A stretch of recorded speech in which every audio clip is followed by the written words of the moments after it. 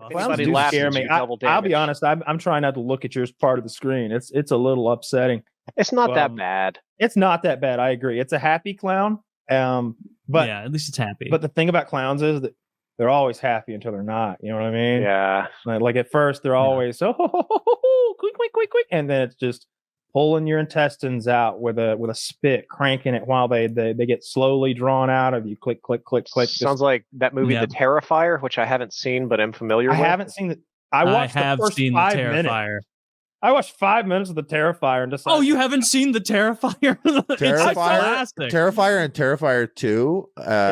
That's what Hallows Eve or whatever the first one is.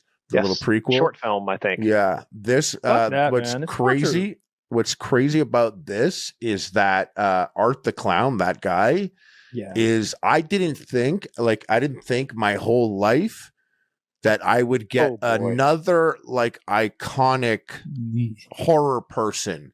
Like, and when I say iconic, like obviously you have like the S tier OGs, Michael Myers, Freddy Krueger, Jason, but then like, you know, Ghostface, and like, you know, there's been some others that are like in the mid area, Hellraiser. You know, like for me, like Leatherface, exactly, Jigsaw, and like that was like almost 2 decades ago, and then horror did something else.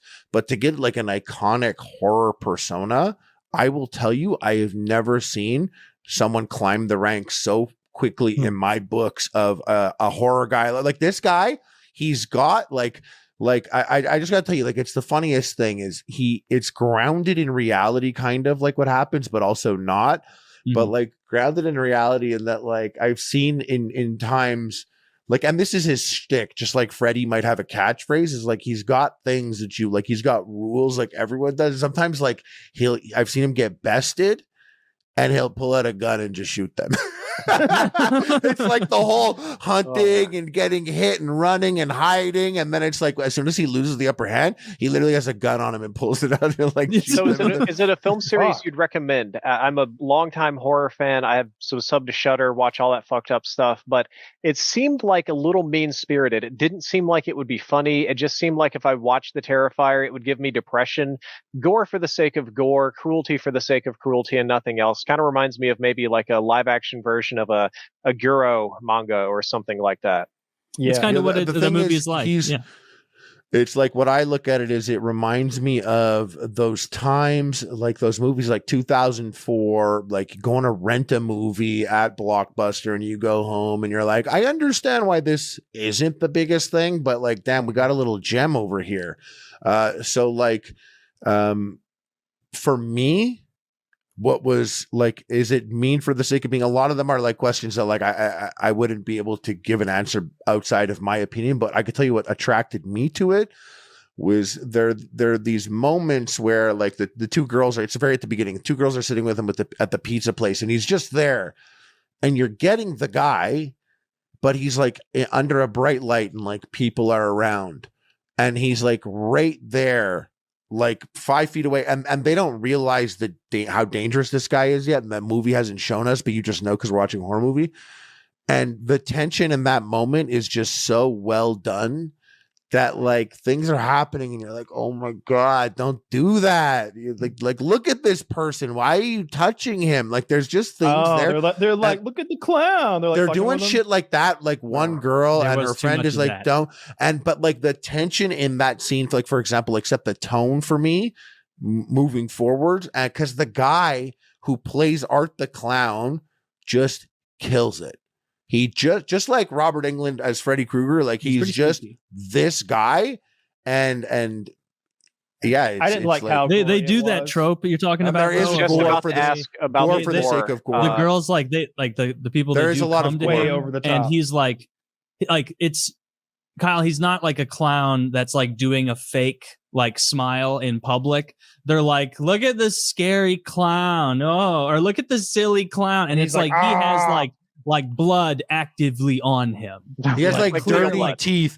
He's like dirty blood teeth. stained teeth Like he clearly just was eating and something. while her friend's like, Bob, he's like staring, like he's really just like for the girl, if you imagine her, like that's just like a creepy ass fucking guy in a scary costume sitting over there, but he's like staring at her. But no one would fuck with that guy. And it's like, it literally feels like imagine if you saw like a chained up pit bull with foam on its mouth, and it's 8 inches away from you, and it's but he did and you're like, you something scary. I mean, realistically, would you fight a clown? You're in public, and let's say you run into me, and I'm looking very angry. Would you say, yeah, you know what? I'm going to fight a clown here in the 7-Eleven. That's going to go well. They do. He covers his base. He covers his base a little bit. The girl that does it, she has her phone out.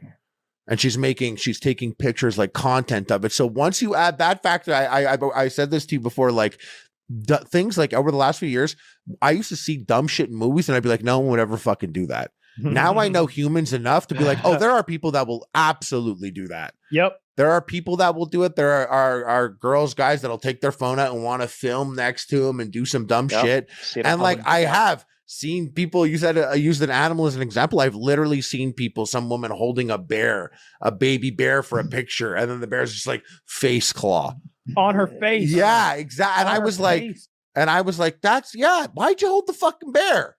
Why'd you hold the bear? You could fuck a bear in Baldur's Gate 3, by the way. Yes, you can. And you could fuck someone as a bear. I watched a movie on Shudder the other night. It was late night. I couldn't sleep. And I started this thing at like 2 a.m. And it's called Vampire, Vampir. And it's about a Brit who has been hired to babysit a graveyard because vandals are vandalizing it in, I can't remember the country. Let's call it, it's somewhere Eastern European. Lithuania. Like Transylvania. Slovakia this or something. Anyway. The 1990s one or the 1932 one? It would have been, it's newer for sure. He probably be watching a lot of movies. But he tells them now the clown costumes look a little autistic. Yeah. So the deal is it's a vampire movie. Obviously, he's there, but he's in Hungary. He doesn't speak the language. That's the point. So it's this really interesting thing, even in modern times, where he's alienated immediately in the village. So that kind of covers alienated. So he's an outsider. He doesn't even speak the language. The old ladies will come up to him though. I pulled away. They'll come up to him and they try to talk to him in Hungarian or whatever the fuck, and he's like, I don't speak I don't speak Hungarian, only English, and then they're like, oh, well, come with us, and they're all smiling and laughing, and he's like, oh, you want me to have dinner with you? I understand that, and they sort of mime it, and then he's like, wait, but you're not having any? You're not? He's the only one getting served at this dinner table, and they're all looking at him, like watching him, like, what? Yeah, eat this now. Now eat this. And he's like, oh, I guess this is like some Hansel and Gretel, man. I guess this is like what you eat here. This is traditional Hungarian weird stuff that okay. You're not having any. You're not having any. And then he finally gets really weirded out and he stands up suddenly and they all stand up suddenly and start coming after him. And he just gets out of there. And you're like, okay, that was so weird. But nothing bad has happened. And then he starts having these nightmares where he cannot move in bed and awful things are happening to him that he feels. He feels the pain and he wakes up the next day crying because of what happened last night in his dream-esque thing. Like this old lady's sitting on top of him, like mounted him, and not sexually. Ew. And she's got like a stick that she's wedged into his mouth.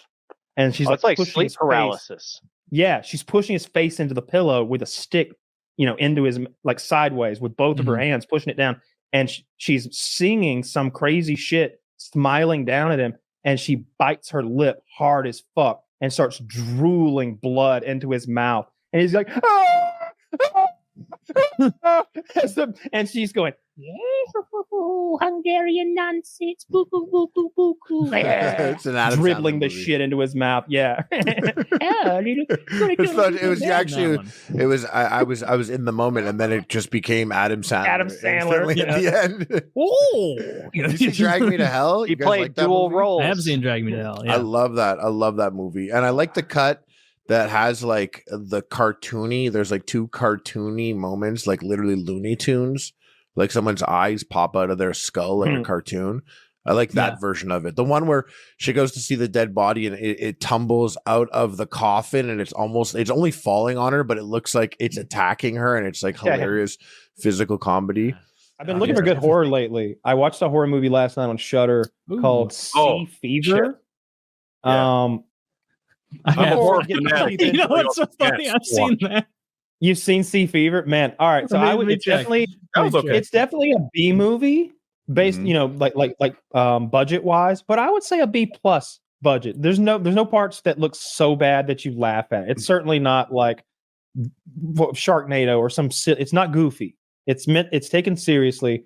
Essentially, there's a fishing vessel with a lot of people on it, including some sort of student scientist who's there to do some like accompanying research maybe on the ocean. She's tagging along. They've let her go. And it looks like a whole Scandinavian crew and Scandinavian actors who you'll recognize if you've seen a lot of stuff, Vikings and shit like that. You're like, I've seen you before. And basically, the captain wants to make a little extra money, so he goes into a exclusion zone, a place where you're not allowed to fish. And they even remark, hey, there's whales here. They usually stay out of the fishing lanes. They hate the boats. And it's like, yeah, we're not in the fishing lanes anymore. We've gone to where boats don't usually go at all. We're out here where we're not supposed to be. And they run into a enormous creature that mistakes them for a dead whale, their boat for a dead whale that it would feed on and put its little baby tadpoles in. And so their boat becomes infected by little baby tadpoles. And then the people get infected by little baby tadpoles. And where this guy's, I don't want to spoil what happens, but there's an explosive reaction that is real gruesome that happens because someone had little baby tadpoles in them. And it's how we find out that there are, in fact, little baby tadpoles on the ship. They're like, oh, there they are. Fuck. And it gets increasingly darker and darker. And it doesn't have a happy ending. I don't mind like giving that much away because again, it's like a B plus horror movie that's like, I like a not happy ending in a horror movie from time to time. It keeps you guessing. I am a horror movie fanatic, so if you ever need a good suggestion, I could tell you. Love it. Yes, please. There is this one movie that's probably my top 5 of all time horror movies. It's a Spanish movie called Terrified, where it's almost like a neighborhood that's haunted. Google that shit, excuse my language, and watch that. It will mess you up. Amazing movie. I'll watch that. I love not Terrifier. Terrified. 2017 film. Yeah. Yeah, you have to watch it. Has good ratings. You will love it. I'll check that out. I'm always like, what's another good one? I'm always looking for new horror. I like horror. Midsommar is a good one. Enjoyed that. I thought that was it was my that's a horror. That's Ari Aster, right? Oh. The director. I think so, yeah. It's my least favorite of his movies, but I know people who think it I know people who think it's like one of the best of all time and people who don't like it. It's one of those movies. Hereditary blew me away. Hereditary was amazing. I had to watch it twice to enjoy it and appreciate it. I disliked it the first time. I maybe came on I maybe even came on here and shat on it. And I really got caught up on that little girl. And look, I know that's how she looks. Her face is a bit unfortunate to look at. Yeah. And it was off-putting to me. And she kept doing those little like ticks, that clicking tick she does. And that was really off-putting to me for some reason too. And every now and then I watch something and I'm queasy, like unrelated to that. I'm like sick to my stomach. I have this hatred of SpongeBob SquarePants because I was hungover the first time I ever like saw an episode. I was like fucking sour stomach, hungover, nasty, feeling like shit, and so it's and you're like hearing like nah, like just loud ass. Lives in a pineapple under the sea, and I'm like, I need a ride home, Patrick, and you're like, that's hilarious. Ruined it for me. What was I talking about before SpongeBob? You were talking about that or Hereditary, rather. Face. The second time I watched it though, and I started appreciating the little intricacies of it. The hidden details, the symbolism. Exactly. I missed huge plot points the first time I watched it, and I usually think I'm good at that, but I was like, holy shit. She was there though. This character was watching way earlier than she's introduced. There she is in the background, or oh, this happened here and there, and oh shit, what's that in the fucking shadows? There's lots of that. Yeah. And the last 10-20 minutes of that movie are a shit show roller coaster goat fuck. It goes wild.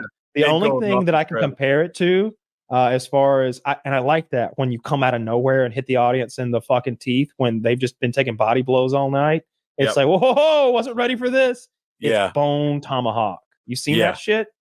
I've seen that when the thing that happens fucking happens in Bone Tomahawk, you're like, oh, we're not watching a Western anymore. We went straight to cannibal horror film. Holy shit. I've never they go from that normal that gory before. They go from like a normal Western, like it's a little quiet out here on not just normal, but good here. And then good slow burn, good acting. I was enjoying it. And then in like maybe 25 seconds, it goes from that to absolute brutality. And then it gets worse and worse and worse until they're in the cages. Hear me out here. Wouldn't you watch a whole TV series about that cast just doing normal cowboy shit without cannibals? Like, some rustlers came and took Bill's herd. Come on, Roscoe, let's go get. And that group of guys just rides off and deals with some rustlers. I would need a little cannibalism. Lots of eating beans and campfires. You need the cannibalism. All right, there would need to be hints of it, and there'd be like, there's human-shaped mouths eating our steer. Like that. Bone Tomahawk's hardcore. Little death whistle here. Guess it's not a cannibal anymore. It's eating our steers. I love the old a lot of the best horror movies are foreign movies. Like if you get out of American productions that tone their stuff down, like Hereditary is like a rare example, but there's like, what's the zombie? Train to Busan? Very good. Very good. Have you seen that one? Of course. Yeah. I love Korean stuff. That was a cool one. Like they're the when cool you get out of the States, like there's some really messed up ones that will screw with your head. Yeah. There's a bunch of good like Asian horror, whether it's like Korean or Thai, Japanese, like there's a ton of those out there. And what's your favorite vampire movie? Mine? I don't know. Okay. Bram Stoker's Dracula. With Keanu and Gary Oldman and amazingly done. Winona Ryder. And Anthony. What's Hopkins the Tarantino one? And Terry Ewells. What are you talking about? Dusk Till Dawn? Yes, the one that becomes a vampire movie at the very end. I like that. Yeah, that was Robert Rodriguez movie pinned by Quentin Tarantino. It was more hokey than scary. Yeah, definitely not a horror. The twist comes out of nowhere though, which I really appreciate. Yeah. I so wish more movies would do that. I mean, George Clooney and Tarantino as brothers was awesome in the first half. Like I thought that was a really cool matchup, but the way that Tarantino was screwed up. I was cool with all that. I'd have watched that whole movie without the vampires, and I'd have watched a whole other. That could have been a movie on its own. Yeah, totally. I liked both. Well, yeah, I've seen every vampire movie, and I think that's one of the best ones. Bram Stoker's like really did it. I was going to say the same thing. It's great. I highly recommend it. It's a very sexy, horny movie. Very sexy, horny movie. Yeah. Which movie? Wait, you Bram Stoker's Dracula. There's Dracula turns into a wolf man and fucking raw dogs this redhead with her titties out. Monica Bellucci and two other lesbian vampire chicks come out of the fucking bed. How did you remember that name? With their titties, because I love Monica Bellucci and her big fucking pussy, and not like I don't know, like big poofy like pussy lips. It's a real good looking pussy that she's shown a lot on film.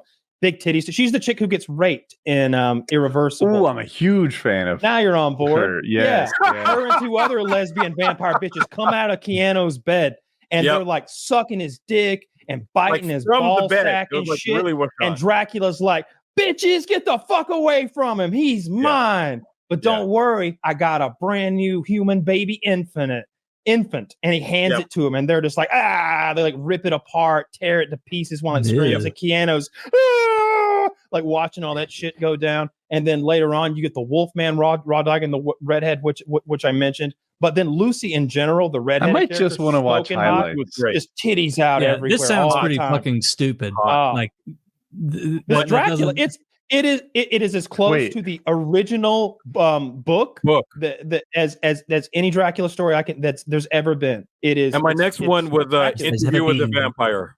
As has ever been. And Gary Oldman tries his fucking heart out. He looks great. I love it. I changed my answer. What We Do in the Shadows is my favorite vampire movie. That's fun.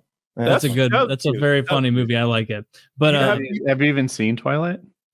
I watched that with my high school girlfriend. The first one. Don't ruin the conversation. I was like, that sucks.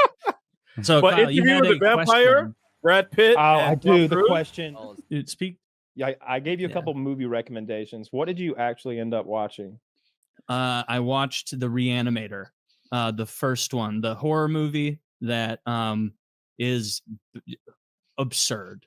Yeah, it's absurd. Kyle was like, look up this one for a goofy horror. And so I looked it up, and it's basically this silly nonsense about some mostly bad actors trying to discern how long a brain can live when oxygen starved. And there's like a very minor part of the film to establish conflict between the new young scientist and the old traditional scientist on this. And the old scientist is like, the brain can live 6 to 12 minutes without oxygen. And the young guy walks in, he's like, that'd be interesting if any of it were true. And very much that's all they needed to show for that. These guys have 4 or 5 debates about 6 to 12 minutes, the number throughout the movie, where I'm like, who wrote this? Again, we're talking about 6 to 12 minutes as it's this important really deciding factor. I know, but it's funny that they had the same conversation over and over. And they have this me, injection. you're like, you'll see if they have nudity in it. And I'm like, I see some tits. I don't think that's what you mean. You're like, oh, well, tell me if they have the head rape scene. And they do. There's a disembodied. Hey, let's see if either of them can guess. He told you head rape, but you have no idea what he's even talking about. Guess what happens during the head rape? You grab the lady who has 2 ponytails and you fuck her skull. Not even close. This is a test subject for the oxygen trials here, and someone rapes like a disembodied head that's trying to be held without oxygen.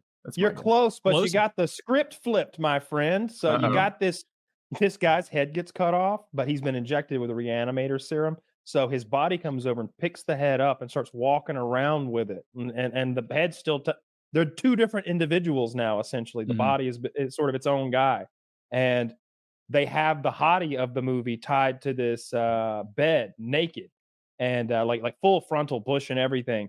And the head is taking the body is taking his head in his hands and making it like lick her titties and go down on her and stuff. And she's, no, and it's ridiculous. And just as it's about to eat her pussy, the hero shows up. He puts a stop to all that. It's good stuff. He didn't get there in time because there's like 2 minutes of that head thing in the head. The head thing was funny because he was like, the disembodied head was like talking to the woman, like as he's like molesting her, and he's like, I've always admired your beauty. And it's like, and he's just rubbing a dead head on her titties. If the disembodied head had ponytails, I would have been closer. Yeah, it's his friend's daughter. So there's a whole age gap thing and like a creepy uncle thing. The girl from that is in that other movie I recommended to you. She gets pretty naked in that one too. That one is way crazier. It's got Jeffrey Combs in it. What's it called? The not the house, the other one. It's the first one I recommended where it's got Jeffrey Combs in it. It's the one where that gross protrusion comes out of the center of their heads. Oh, I need to watch that one. Anyway, the chick gets in a whole dominatrix outfit in that one. She's very attractive, that lady. I don't know her name. I'll find the name of it. Yeah, no, that's a great movie. The House is another one. The House is very funny and scary at the same time. He's like a Vietnam vet moving into a haunted house, and he has both like Vietnam scary flashbacks juxtaposed with sort of silly hijinks in the house. It's wild. I like those ridiculous horror movies. They keep you entertained because there's a good mix of gore that's silly, so it's not like bad gore to deal with, and writing that's bad, and it's writing that's bad, but it's trying to be good, which is the kind of writing you want. It's called From Beyond. That's the fucking the one you want. And look at there's Barbara Compton fucking nude too. Yeah, she gets naked a lot in that movie. That's good stuff. And if you want to see more of Barbara Compton, you'll watch that movie I just linked there that I've already forgotten the name of, From Beyond. Also very good movie. That one's weird. they create this like weird interdimensional like monster making machine in the basement or some shit, and there's all sorts of body horror and sex and kink. Oh, I've seen that one. That's From Beyond. I just forgot the name. That's a good one. Okay. House is good though. I would definitely recommend House, just not its sequel. It's a horror kick you guys are on. I'm watching this film, so Zach linked it. Here's a woman. There's a disembodied head, like they said, and a guy holding it. She's not as bound up as Kyle made her out to be. Like, her hands are free, just at her side willingly saying, no, no, no.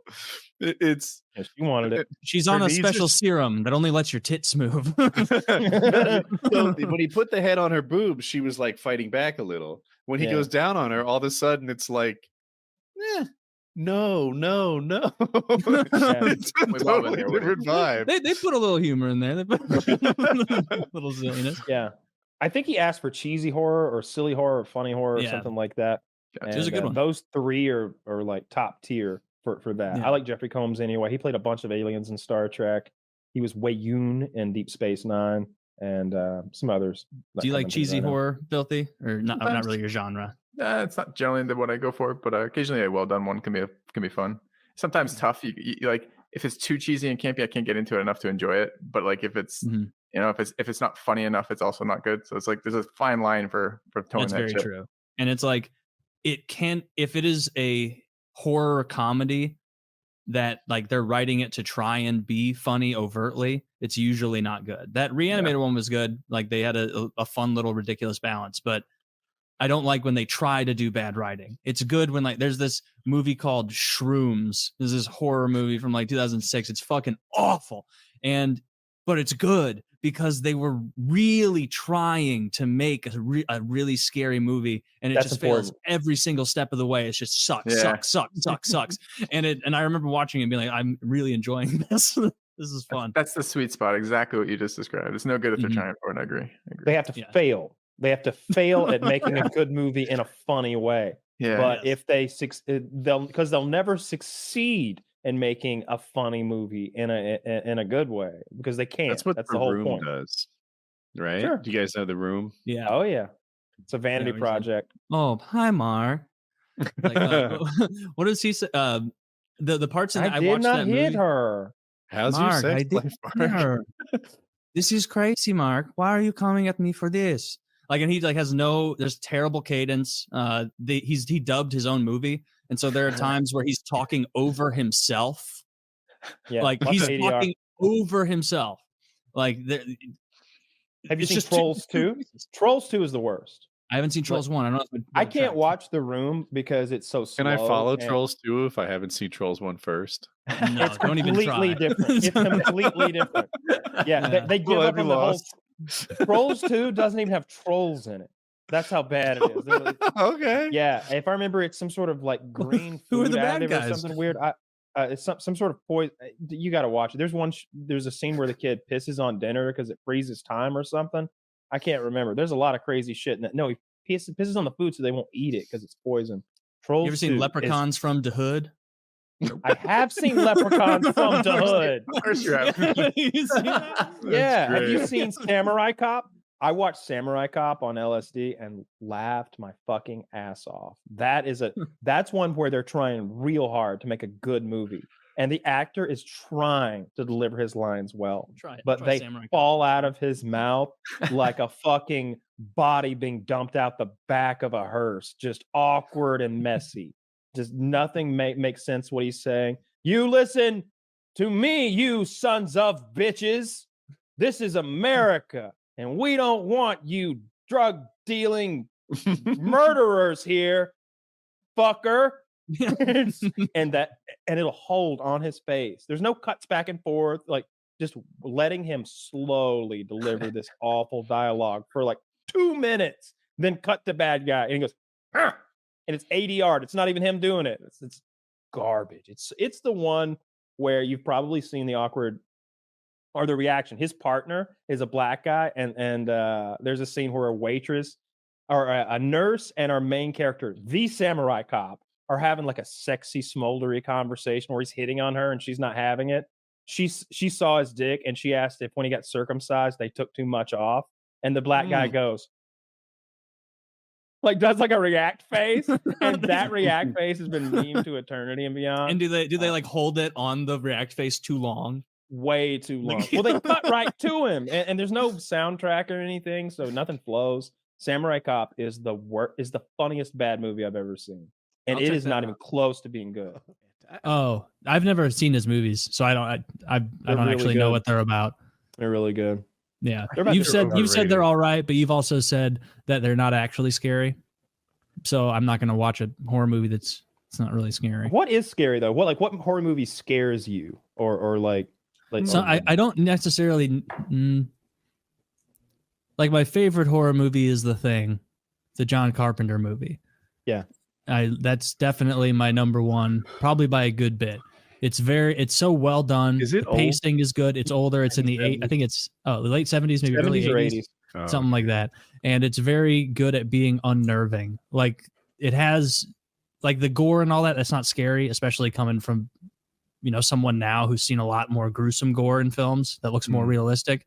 But like the unnerving aspect of it, I like a lot, of like not knowing who is the beast, who is the impersonator, who isn't. Yeah. That's what's scary now to me as an adult, right? As a kid, it was about some jump scare of someone coming out of the woods or, behind that door. Mm-hmm. As an adult, it's not scary unless I'm thinking about it the next time I'm in the dark walking through tall grass. Yeah. Or like, what's that one? Is it Kyle? Which one's Conjuring and which one's Sinister? So the Conjuring is the one with the couple who like do paranormal stuff. The guy, the man and the woman, and they go to his name. It's the guy from Band of Brothers. They go to his house to deal with some demons and spooks that they got going on there. And I think Sinister is the one where you've got the Bagul, which is the child stealing demon who tricks the kids into or convinces the children to murder their own families and then records it. And Ethan Hawke finds all those recordings of it upstairs. I think you're correct. You talking about both of them reminded me. I like both of them. Like they're both very good, but The Conjuring is genuinely creepy. The first one is excellent. The first Conjuring is great, and scary movies are hard to do right because it's so easy to fuck up or to overplay your hand and make it appear silly instead of I said a long time ago that the Babadook really, really bothered me, and I think some people watched it and said it didn't get me. That one didn't. Yeah, but like when I was watching it, I had to turn it off because it was so upsetting. Like there was a part where the Babadook was like the lady's in bed and it's nighttime and her bedroom door just opens creakily and it like crawls in on the ceiling and it's like a spider almost crawling around the ceiling and she's hiding under the covers from it. And when she peeks, it's crawled right on above her bed, but it's doing this backwards neck thing looking at her and it just pounces on her face. And I was like, all right, that's it. Yeah. We're done for the night. We're not going to watch the rest of this. I haven't watched a good spook in forever. Are you a scary movie guy, Scott? I like them, but it's kind of the same thing. It's like I think it's more cerebral for me, Mm-hmm. Like I like interesting concepts. Like Children of the Corn was probably like one of the like I was kind of like, yeah, the first time I saw that I was younger, but it was like a really good movie. A Nightmare on Elm Street scared the hell out of me when I was a kid too. My wife is downstairs watching that with my son right now. Nightmare on Elm Street? Yeah, from 1984. Damn. Yeah, that's a good one. I don't remember being too scared. I saw it too old, I think. Did you see? I think it's the second one. It's the gay one. It's the one with all the gay undertones and like the gym teachers like clearly gay and they're at the leather bar. There's a gay one. Yeah. Oh my god! It's either the second or third one. I can't remember which, but I've watched all the interviews and stuff, and like it's funny to see some of the actors are like, yeah, it was clearly very gay.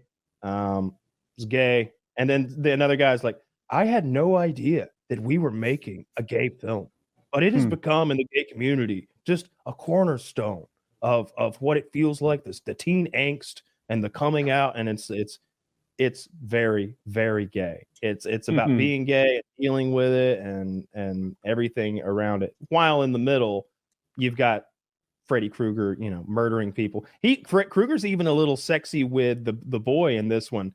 And I think that they talked about him maybe like licking him or something, but they thought it was too far. There was lots of weird stuff in that movie. It's bizarre. It's I've not a good movie. That one. Skip that one. All the horrors I see now are just bad. Like I haven't seen a good horror movie in fucking forever. I feel like HD is a bad way to do horror movies too. I feel like if you see things too clearly, if everything's too crystal, it's kind of there's no mystery or anything like that. Yeah, I agree. There's something to be said about when we were watching like The Thing, for example, on a fuzzy tube TV that might even been small, and it's like, man, what is that? Well, I can't really see it. It's in the dark. It's now you can see. I don't know. There's something too. Now I'm on a gigantic 4K TV, and it's everything's crystal clear. If you show too much of the monster, or if your CGI is a little wonky in some way, I'm not afraid of CGI monsters almost ever. Yeah, I'm not really sure. The alien abduction thing has always been really scary to me because I kind of believe it just a little, like enough that I'm afraid of it. And I remember that thing Woody said about being in the situation and then being afraid of it. I would, when I was a kid, I would jog to the end of the driveway and back, and it's dark down there. Like we're in the country, and when you get to the end, you're in the woods. And I would always imagine that there were aliens in the woods trying to get me and run as fast as I could back home. And I remember thinking, like, this is as fast as I ever am. This is my fastest when I'm running from the aliens in the woods. And I know it was true. Like if you had somebody out there with a stopwatch, 100% I'm faster. Yeah, you were going D1 if they would have had the timer then. If they had gotten like a scary alien on the sidelines, I could have been like a water boy era like style talent where they just got to get the gray alien face out on the sidelines and freak me out. That could have been it. It's really just most movies now. I'm not like, and I think maybe it's the nature of like streaming services and their business model when it comes to a lot of the movies they make, which is like shotgun. Like, all right, make a lot of them, and if we make enough, a couple of these are going to be unexpected hits. Have you seen Terrifier? What would be good a little more? Like you could tell by, the ads, but like big time movies, the ads would just hit different. It's like, oh, this Forrest Gump is going to be a major event movie. Saving Private Ryan is going to be dope.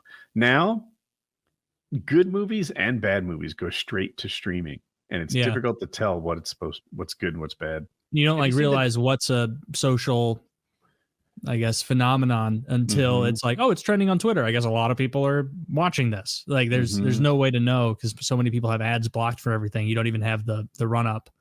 Yes. Have you seen Midsommar? It's by Ari Aster, the same one who did Hereditary. It's where the couple goes to this like weird Norwegian festival out in the country. I haven't watched it. I should though, because I liked Hereditary. I felt so bad for that funny faced girl. I love when she dies. It's the best part of the movie. But Midsommar is like weird. It's very upsetting, and it's very like it's creepy. It's because you don't, and it's very bright. Instead of lots of darkness, and for a horror movie, it's bright daylight. I think in every scary scene, like every scary scene is bright daylight. I can't remember what. No one that I knew. Okay. But like the girl's face, when you see the girl's face, they memeified the face she makes toward the crying at the end. I've seen that. Is that it? There's maybe she's like smiling and crying or something. Yes, that's it. Yeah. And there's a part at the beginning. I can't remember what they call it. The Gutenschlepp or something. It's the practice of when the old people would jump off of a cliff to kill themselves in like Viking society because they were useless now, and so you would just they have that out of nowhere at the beginning, and the tourists are just like, what the fuck did we just watch? What the fuck did we just watch? And there's like people smashed on the rocks. I'm like, this is the natural way of things, or however they sound. Not like that exactly. More of a authentic accent. Why are you so offended? We are just tossing the refuse out the way we do every Midsommar. You said the movie title. Like, is that how? No, it goes? that one's good. That one's weird. I can't. I watched the Terrifier recently. Terrifier 2 actually. That stunk. I did not like Terrifier. That's not my style. It's so gory, like over the top gory, and not comical goriness. Like it's not like, whoa, look at all that blood spraying, like Akira movies. You know, it's the Terrifier. That's a clown one, right? Yes, he tortures people to death, and it's just like I don't want to watch you torture people slowly to death. It's terrible. Like that's what I don't want in a horror movie. Is I don't want gore, torture. Like I am not scared by that. I'm just put off by it. Like it's to the point where it's like, what about I don't enjoy this? Yeah, I'll tell you one that's really uncomfortable, and like it's called Funny People. And it's a home invasion movie where they like hold them hostage and sort of torture and like torment a couple. Oh, that's not a comedy? No. Is it Funny People or Funny Games? You actually might be right, because I think Funny People is the Adam Sandler movie. Oh, I was like, dude, Adam Sandler's getting real. Funny? Like, I think you're right. I think it's going to be Funny Games. Funny Games. Yeah. Okay. Yeah, because there was like 100%. a Norwegian version or something, and then there was like an American version. Yes. I've seen some like clips from the Norwegian version or whatever it is, the older one, but I've seen the new one, and it's upsetting. Like the violence. Just how drawn out it is, and how it's more mental than physical. It's like letting someone know you're going to do something awful to them, and then like spending 20 minutes talking about it, and then, you know what, maybe I'll wait till later. It's the type of stuff where if you were going to murder someone you hated, you probably wouldn't even do it that way to them, because you'd be like, nah, I hate this guy, but you know, I just want to get it over with. And they're just strangers, I think, if I remember it correctly. Like they have no reason to do these things other than they want to. Ew, that's sinister. Yeah. That I remember watching that, and that one making me feel like kind of nauseous, kind of sick to my stomach. Like, kind of wish I hadn't watched this. Of course, I was a kid. If it's too over the top gore and cruel, it can be off-putting, and like, oh, it's cruelty and gore for the sake of it, without it like playing into the character's motivations. This one isn't really like, gory. Oh, you're trying to shock me right now. Yeah, this one's more mental than like gore. It's more the threat of what they're going to do. Although they do awful things. I mean, the ending itself is. I don't want to spoil it. You should watch it. It's a dark horror movie. I'll try it out. What was the title of that one? Funny Games. Funny Games. Yeah. I'll give it. I'm glad he corrected me, and somebody didn't rent Funny People and be like, "This isn't scary at all." What a pussy! There's a lot of Steve Carell singing. Once it gets scary, it's actually pretty good. Yeah, I wish there were more movies and shows I actually enjoyed watching now. Like, Survivor, you guys are both missing it. I don't like reality TV really. This is better than other reality TV. Not a big fan of it. It doesn't pull me in. I fucking can't sell a TV show to Kyle. I'm the worst salesman ever. Well, it's I've seen it. No, you haven't. Season 5. I mean, you gotta watch reality TV with a woman though, because like it kind of it's almost like an out.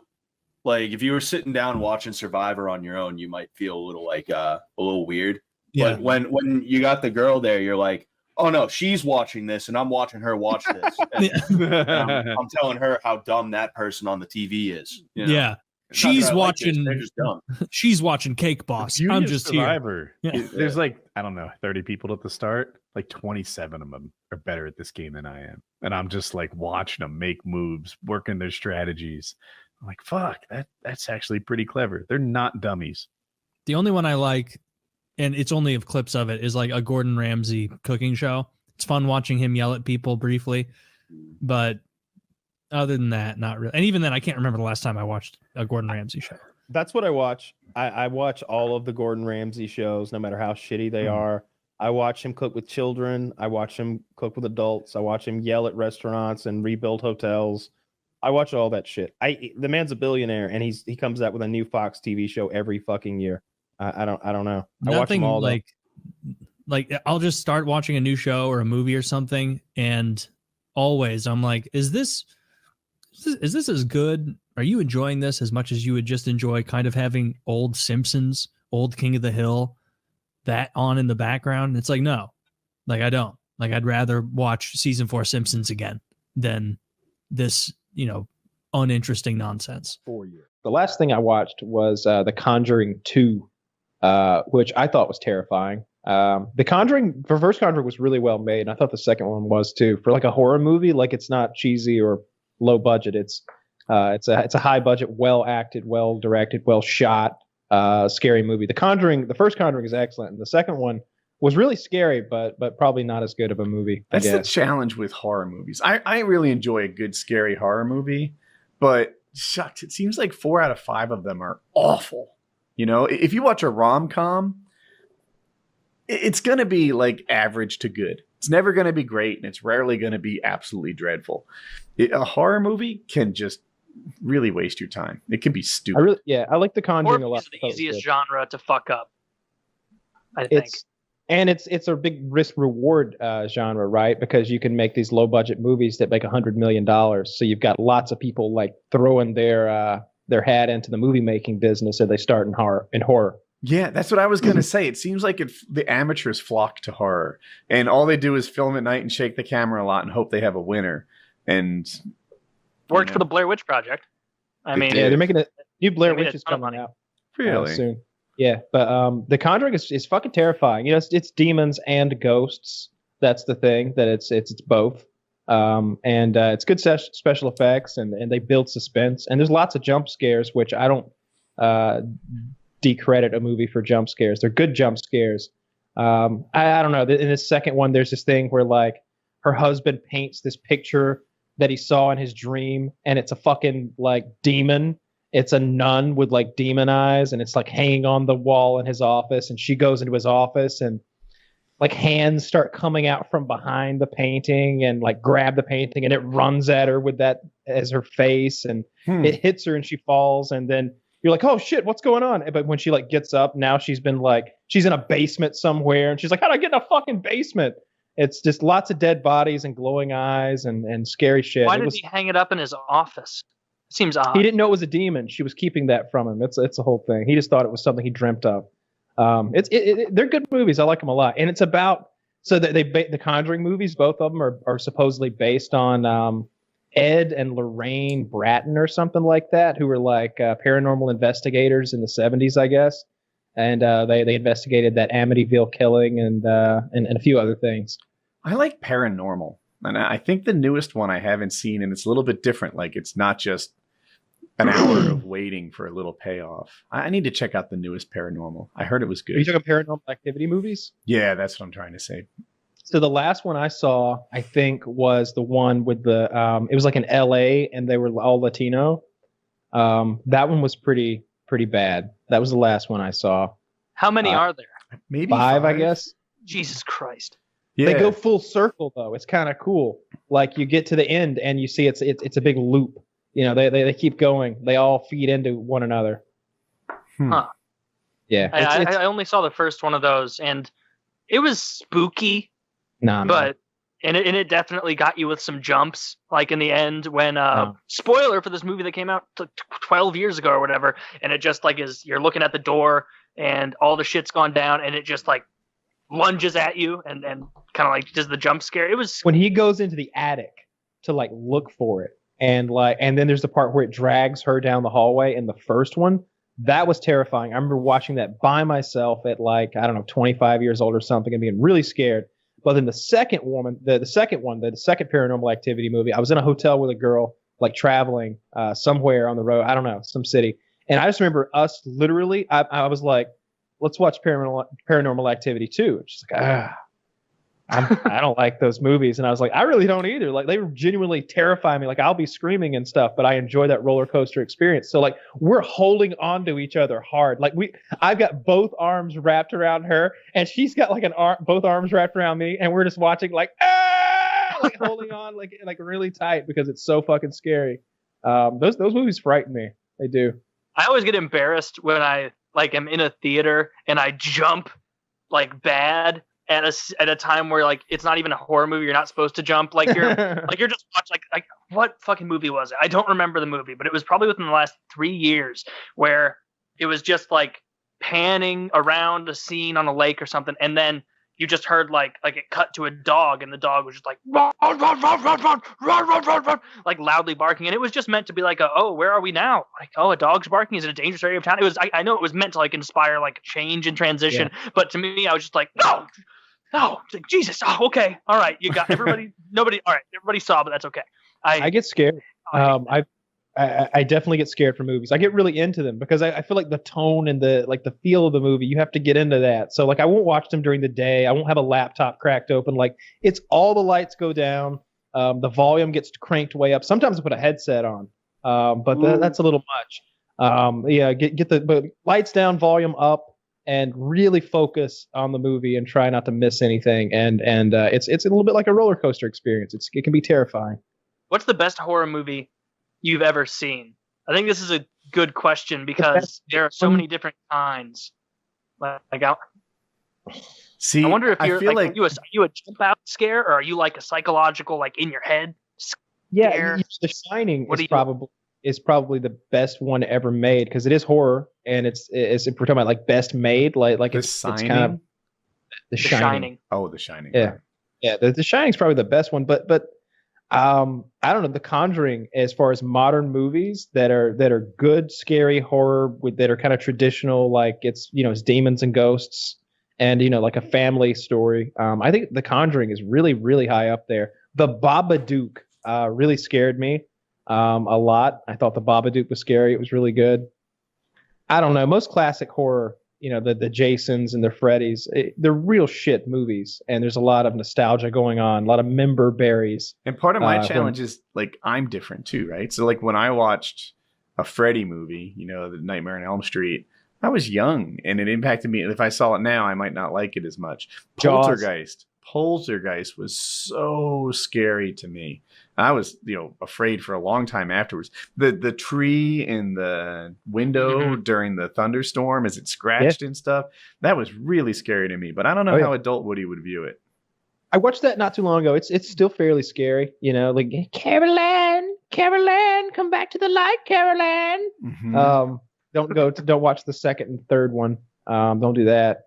I didn't even know there was a second. Oh yeah, they kept on. You said Jaws a few seconds ago. That's one that people don't think of as a horror movie, but as a kid, that absolutely terrified me. Because even as a child, like if you watch a movie about, I don't know, some creepy monster, like I do think there's a part of your brain as a kid that's like, that's really scary, but I do know that 10-armed monster doesn't actually live in my closet. Like I know that. Like it should have been obvious to 7-year-old me that a 30-foot shark didn't live in my closet either, but I did not put those pieces together. So I did not go into the ocean like the next, I don't know, couple vacations that our family took. It's the movie that made you afraid to go back in the water. Yeah, it definitely scared me too. It frightened people into going. That people were afraid to go into the pool. Like it was a scary movie. The Exorcist, of course, is very scary. It's a little dated now. After like 40 years or whatever it's been. Your mother sucks cocks in hell. Brother sucks cocks in hell. It's like, holy shit. Fuck this. That was probably because I watched that movie. Yeah, I watched that movie when I was maybe like 10 the first time. And that was at the time the worst sentence I'd ever heard anyone speak. And so like it was almost like an eye-opening thing of like, your mother sucks cocks in hell. And it was like, oh my God, like, whoa, that people talk like that. Only a demon would talk like that. That little girl said that shit. The little girl, she was possessed. Event Horizon with Sam Neill and I think I can't think of the other Lawrence Fishburne. Maybe I'm not sure if he's in it. I haven't seen Event Horizon. Event Horizon's scary, man. It's space. It's basically space demons. Okay, so there's this special spaceship called the Event Horizon. I think that it's like transportation mechanism involved creating large amounts of gravity through energy waves that would then fold space. And somehow they opened up a realm to another dimension. And so it's like this crew is going out to check on the spaceship and see why it's been gone for so long. And when they get on board, this ship has been over to another dimension. It's been into a hell dimension, pretty much. And parts of that hell dimension have bled over into the ship and vice versa. And every time someone like gets a glimpse into the hell dimension, just a flash of it, they go crazy and try to kill themselves and stuff. And it's very gory and very violent. Oh, another good one. Wait, what was that called? I want to remember. Event Horizon. Event Horizon. Another good one. The Thing, about the base up in Antarctica or the South Pole, North Pole, wherever. And there's one of them is a shape-shifting monster. And it's just a whole movie of figuring out which person it is at what time, because it'll be like a scene of 3 people standing there in like the medical laboratory or something. And then the lights will go out and then lights come back on and same 3 people there. But then one of them starts acting a little weird. And then maybe another one starts acting weird in response to the first weird one. So you're thinking the whole time, like, who could it be? Like, that's a great movie. And part of your brain will be like, but remember, this is a screenplay. So really, you'll start thinking like, I'm just thinking that. But these are just actors reading their lines. But no, there are subtle clues mixed into that screenplay and the on-screen stuff we see to let us know who the alien is in the end. John Carpenter talks about the sparkle in the character's eyes. And what he means is like catching a certain reflection in the character's eyes to let you know this is still human. So at the end, Kurt Russell is drinking the beers or liquor or whatever it is. I think it's beer. As the place burns down, he's drinking his beer and he's like, yeah, it was, kill the aliens or whatever, right? And it's the black guy left with it. They're the last 2 left. But if you watch earlier in the movie, he was filling those bottles up with gasoline, making Molotov cocktails. So when the black guy drinks the beer, he's drinking gasoline. But he doesn't know it's gasoline because he's never had a beer before because he's a fucking alien. And Kurt Russell looks back like, yeah, we got him all right. And that's the end of the movie. It's Kurt Russell knowing he's got one more to go. He's not done yet. And he knows he's going to die because there's no way to get out of here. But you can tell that all he cares about is killing this last alien. And why is Kurt Russell going to die? Because they're in like Antarctica, North Pole, and they just blew up their. The whole shelter is gone, so he's going to freeze to death. I see. Yeah, they're fucked. Yeah. I was looking at a list to give you some inspiration. Alien. That is a good one. Yeah, especially like the second one. But 28 Days Later is an amazing. That's really good. And one I wouldn't have thought of, Shaun of the Dead. That was funny. I like that one a lot. That was great. I show that to people. Yeah. It's not a horror movie per se, but I really do enjoy it. I like that and Hot Fuzz. Also not a horror movie. Yeah, not horror. But Hot Fuzz, it gets really fucked up in the end. Where they're like, for the greater good, that they've been like killing homeless people and nefarious children and just burying them in some catacomb underneath the city. Oh, then I'm thinking of the wrong movie. Oh, no, you're not. It just gets crazy at the end. Oh. Yeah. Huh. Well, it seems normal until the end. That GIF I linked is from one of the movies that I suggested. I won't tell you which. I've seen this. I don't think I have. I've definitely seen this scene. Oh, I've seen this also. Where have I seen this? That's hard to look at. Meh. It's hard to look at. I love that. Where is this from? I've seen this. It's from The Taking of Deborah Logan. Oh, maybe I have seen that. Yeah, me too. I'm thinking I've seen that now. This looks familiar. Yeah, the guy in the wall eating. No, it's that's a woman eating a child head first. Oh, yeah. Maybe I have. I'll watch it again. Whatever. This looks really familiar, though. It's fucked. I think maybe I was like fucking drunk when I watched it. I would really like another Freddy movie. Nah. I know we revisited it before, and we didn't like doing that. But I think it's been a long time, like enough time. I happen to like and enjoy the movie. Just one time going to see it. The Problem Child, the fucking Child's Play. I was okay with that movie. I think horror movies, I go in, I spend $10, I watch this movie, and I leave. And was I like, fuck that? Or was I like, whoa? There was some moments I didn't watch the new Child's Play because they changed it from being the soul of a serial killer. Which was like the best part, too. Which was the best part to it being a defective toy. But I think, wait, but I'll be honest with you guys. I think there was, it's because of, if it was trademark issues. It's the guy that made Child's Play, and it has Chucky in it, but there were elements of the story, which is why it was called Child's Play, but there's another one called Chucky, because they're different, like they split into two, kind of. Like the guy that made Child's Play, properties. he sold off the rights of Chucky and everything or whatever with it. So like Chucky went, which is I don't think they called him Chucky in the newest movie, and like the whole Chucky trademark is held by a different company now. No. So they're shouldn't have made it then. I know what you mean. Like I know sometimes I'm just like I'm, you know what? I'm kind of like, take the shot. If you fucking miss, you fucked up and you missed it. But like, I'm okay that they try. Like that Ghostbusters movie where there was all girls, I wasn't mad that they made it. I was just like, well, it sucks. Mad that it was bad. And it was bad. But like, fuck, it didn't make Ghostbusters, my movies, worse because this existed, you know? Yeah. I mean, Ghostbusters 2 was bad as well. I think I'm surprised you're disappointed by the Chucky movie thing. Like, I've only seen the original Chucky, but it was just awful. I've seen most of them. I just didn't watch the remake. I rewatched the first Chucky movie a lot, even growing up as a kid, because I fucking loved the beginning.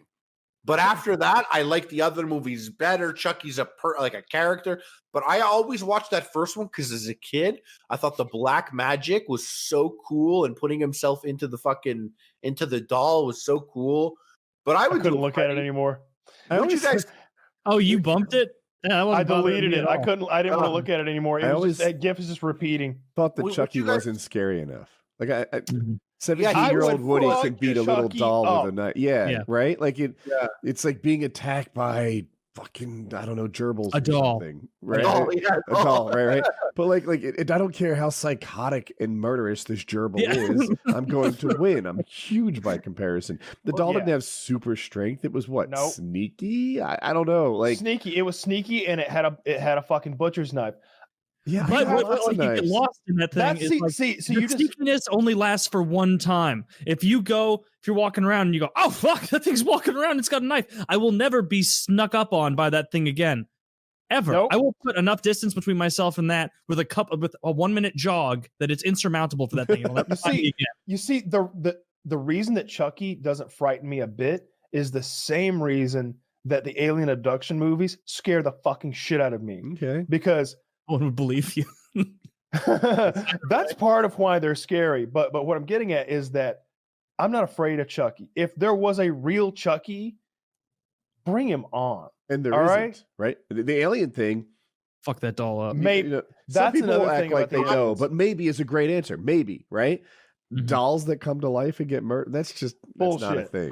Look, I would snatch Chucky up and throw him in the oven, and we'd have a good old.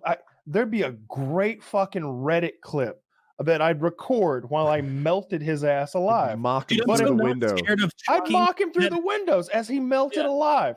No, he's so not scary that like if I grabbed him and in a panic, threw him in my oven and closed it, I would have the foresight to be like, I'm gonna have melted plastic all over my oven. It's an enormous. You know what? I'm just gonna burn him in the yard. Like, if it's that level of introspection in a moment of terror, it's not that scary. I did always think that, not always, but once I saw Dream Warriors and knew it was a thing, I was always like, bro, Freddy, like, you're not Jason. Jason, you catch me sleeping, I'm fucking bent backwards in half. Or you catch me getting a hand job in the woods, I'm getting my head cut off. 100% Jason's got me. But Freddy, bro, you want to come in here? Like, we're sucking dick together, bro. Our dads. You got issues, bro. You don't want to come in here. You're not coming out the same Freddy. Like, this is the battleground. I think you're scarred now. Like, bro, we're going to fucking, like, I'm going to make you come. Freddy's going to wake up from a wet dream if he ever fucks with me. Like, I'll be like, bro, I'm going to fuck. He's like, you can't hurt me. I'm like, I'm not going to hurt you. I'll make you come. Yeah. You're going to question your sexuality when you wake up. You're going to be like, whoa. I'm going to fuck you till you love me. Burned and shitty. Like his and I'm going to wake and because if you get busted in your mouth in your dreams, it happens in real life. So I'm going to wake up and be like, if you're gay in your dreams, you're gay for real. But like Freddy, like ever since I saw Dream Warriors, I'm like, oh, you could do that? He's just better at it than you. That's like when you got to go into your dreams, you got to start training. You got to be like, I got to do the shit that's so fucked up Freddy's going to be fucked up. And yeah, like sucking his dick is the craziest thing you could do to Freddy. Oh, that burnt, scabby exactly, bro. It's like a soggy breakfast sauce. I bet his cum tastes like smoky barbecue sauce. It tastes like the back of you're winning me over. It's like when you go to Sonny's and that one bottle just says smoky. Of all those like series, like the Jason, the Freddy, the one that I like the most, and it's not as big as these other two, is Hellraiser. Like, no, Pinhead. Jason doesn't pull me in. We need that more. We need that more. You're like, right. I never have nightmares. I rarely, like, I just never get nightmares. If I have dreams, they're just stupid, and know. But I think that's why what are they called? The Cenobites? What are they're the Cenobites? Yeah. Cenobites. Yeah, and I watched like all of the Hellraiser. I will show you such horrors. Yeah, Hellraiser's sick. It's way better than Jason and Freddy. Freddy's sucks. At least Jason's better than him. No, I think Freddy's awesome. Freddy's great, but like I'm not scared of Freddy. Pinhead is the scariest. Yeah. Pinhead, like Jason's gonna fucking snap my neck. Cool, I'm dead. Freddy's gonna be in your dreams and you're gonna wake up dead. Whatever. You still died in your sleep. Pinhead comes. I'm like, oh, now I'm gonna be tortured until the end of time. Yeah. If you're lucky. Remember when they pulled the skin off? Yeah, with all those hooks, and it's just remember when he twisted the two security guards together and made them into one being? That person with CDs. The Hellraiser movies are sick. Yes, he murdered the person with all the CDs. It was the early 90s. They were cool. That scene. What does he say? He comes in and it's like the priest is there in the church. He has a line there. I've got a hot track for you. It's such a fucking line.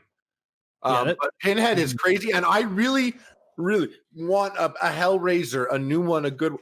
I get behind that. What's his name? The guy that did it. You can still get him. He's still alive, isn't he? Yeah, he's still alive. I'm looking for some of his quotes because I'm thinking some of his all of his quotes are awful. It's like the there's a lot of directors. No tears, please. It's a waste of good suffering. Yeah. We have such sights to show you. Yeah. We'll tear your soul apart. This isn't for your eyes. And the suffering. The sweet, sweet suffering. Yeah. Pinhead is one of the scariest things. I've told the story before, but when I was in the 5th grade, so I'd have been like 10 or 11, me and my buddy Brad was going to spend the night at my house, and we went to the video warehouse, the local video rental place. And my mom was like, yeah, get 3 they had one of those deals, like get 3 movies for $10 or something for like a 2-day rental. And I threw Hellraiser Bloodline into the mix, which is like the worst Hellraiser movie, but that's irrelevant. I think it's like the 3rd or 4th one. Dude, they're all so gory and over the top. I'm entertained by all of them. Yeah, well, Hellraiser Bloodline does this thing where they show you how the box was created, and they skip through 3 different timelines, and they go from like Renaissance to our time to like space, and throughout that time, the same bloodline of the box creator is trying to destroy the box and end Pinhead forever, and we came out of my bedroom when it was time to eat dinner, and my mom had made, those Chef Boyardee like boxes of pizza where you get like the dough and the little sauce can and everything. That was my favorite as a kid. I loved that shit. And she had made that for us. And me and Brad are sitting there looking at our like slices of Chef Boyardee pizza, and we're just not touching it. and she's like, "What's wrong?" And I was just like, we watched a scary movie. that was the first Hellraiser I saw, though. That was the first one I ever saw. That was the first one that I saw, too. That made me pursue. And then I went and I rented the first one and I thought I was like, yo, I love horror. I love scary. I rented the first one, and the body being created in the attic was such an old style of horror that like I wasn't ready for it yet. It was like shit was still like colorful and pop, like when Bloodlines came out. It was cool and silly effects. This was like so realistic. I was like, how the fuck did they do this? And they I'm like 9. I'm like, how the fuck did they fucking do this, man? And it's not like pop out scares over the top. It's like there's a lot of scenes in the Hellraiser movies where it's like, I'm not fully scared right now. I have a feeling of like apprehension. This is wrong. It's just it's more a disturbing where you're like, yeah, when that guy's body amalgamates out of goo and you see the whole thing coming together and like it doesn't amalgamate out of goo, it amalgamates out of semen, right? Some bodily fluid. I don't remember exactly. Yeah. I definitely in the book it's cum. In the movie, I think it's blood. By the way, I think it's blood. I think it's blood. I think you're right. I think it's blood. Yeah. The dad cuts his hand on that nail, and it's like a really nasty nail, like tear on his hand. The dad, coincidentally, played Garrick in Star Trek: Deep Space Nine. For all you mega nerds out there, you'll recognize the dad from Hellraiser 1, who eventually gets his face torn off and worn by his brother at the end. And then he kisses his niece, like tongue kisses her while wearing her dad's face. Double incest. Yeah. That's a Yahtzee. Oh, that's a Yahtzee. You know what the scariest moment for me as a kid ever watching horror movies? And probably because I thought I was so good, and this came after Hellraiser, and I thought I was a fucking pro. So I sat in movie rental places trying to find movies that will scare the shit out of me. And I rented one, and it was so fucking boring, and I didn't think it was scary. And the final image of the movie was so fucking scary. The movie was Sleepaway Camp. And I've seen that. The 1983 version? Yeah, I've seen that. Fuck. The whole movie's about, spoiler alert, the whole movie's about these two kids, a boy and a girl, go, and one of them dies in this accident early on. So you watch this whole movie where you're watching this little girl and you don't know who the killer is, and people are showing up dead. And then you find out at the end of the movie, the little girl is the killer, but she was a guy. And you see his dick. They show her standing there with her hairy dick, his hairy dick, and the knife, and this frozen face that if you could pull up the picture, as a kid, it was not even about anything else. It was just this image. Why does her face look like that? So funny you brought that up. I watched that movie for the first time a week ago. There's a dick in it. The face looks like that because it's a guy's body with the girl. The fuck does her face look like that for? Bro, imagine Link, even for me. Yeah. Link. Oh yeah. So basically, she is the shy. You can't show that obviously, but the shy, like,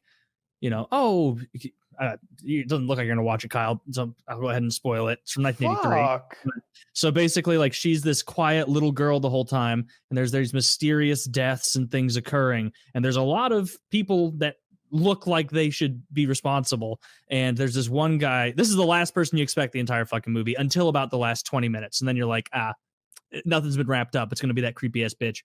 But yeah, that scene at the end, it is really scary. It gives you a dropping feeling. Oh, that's a nice tuck job she's got there. I'm looking at her in a bikini earlier. No, it's not. I know it's not a real dick. Well, sometimes the things you say and believe make me question. No, this is a real male body with the mask on top.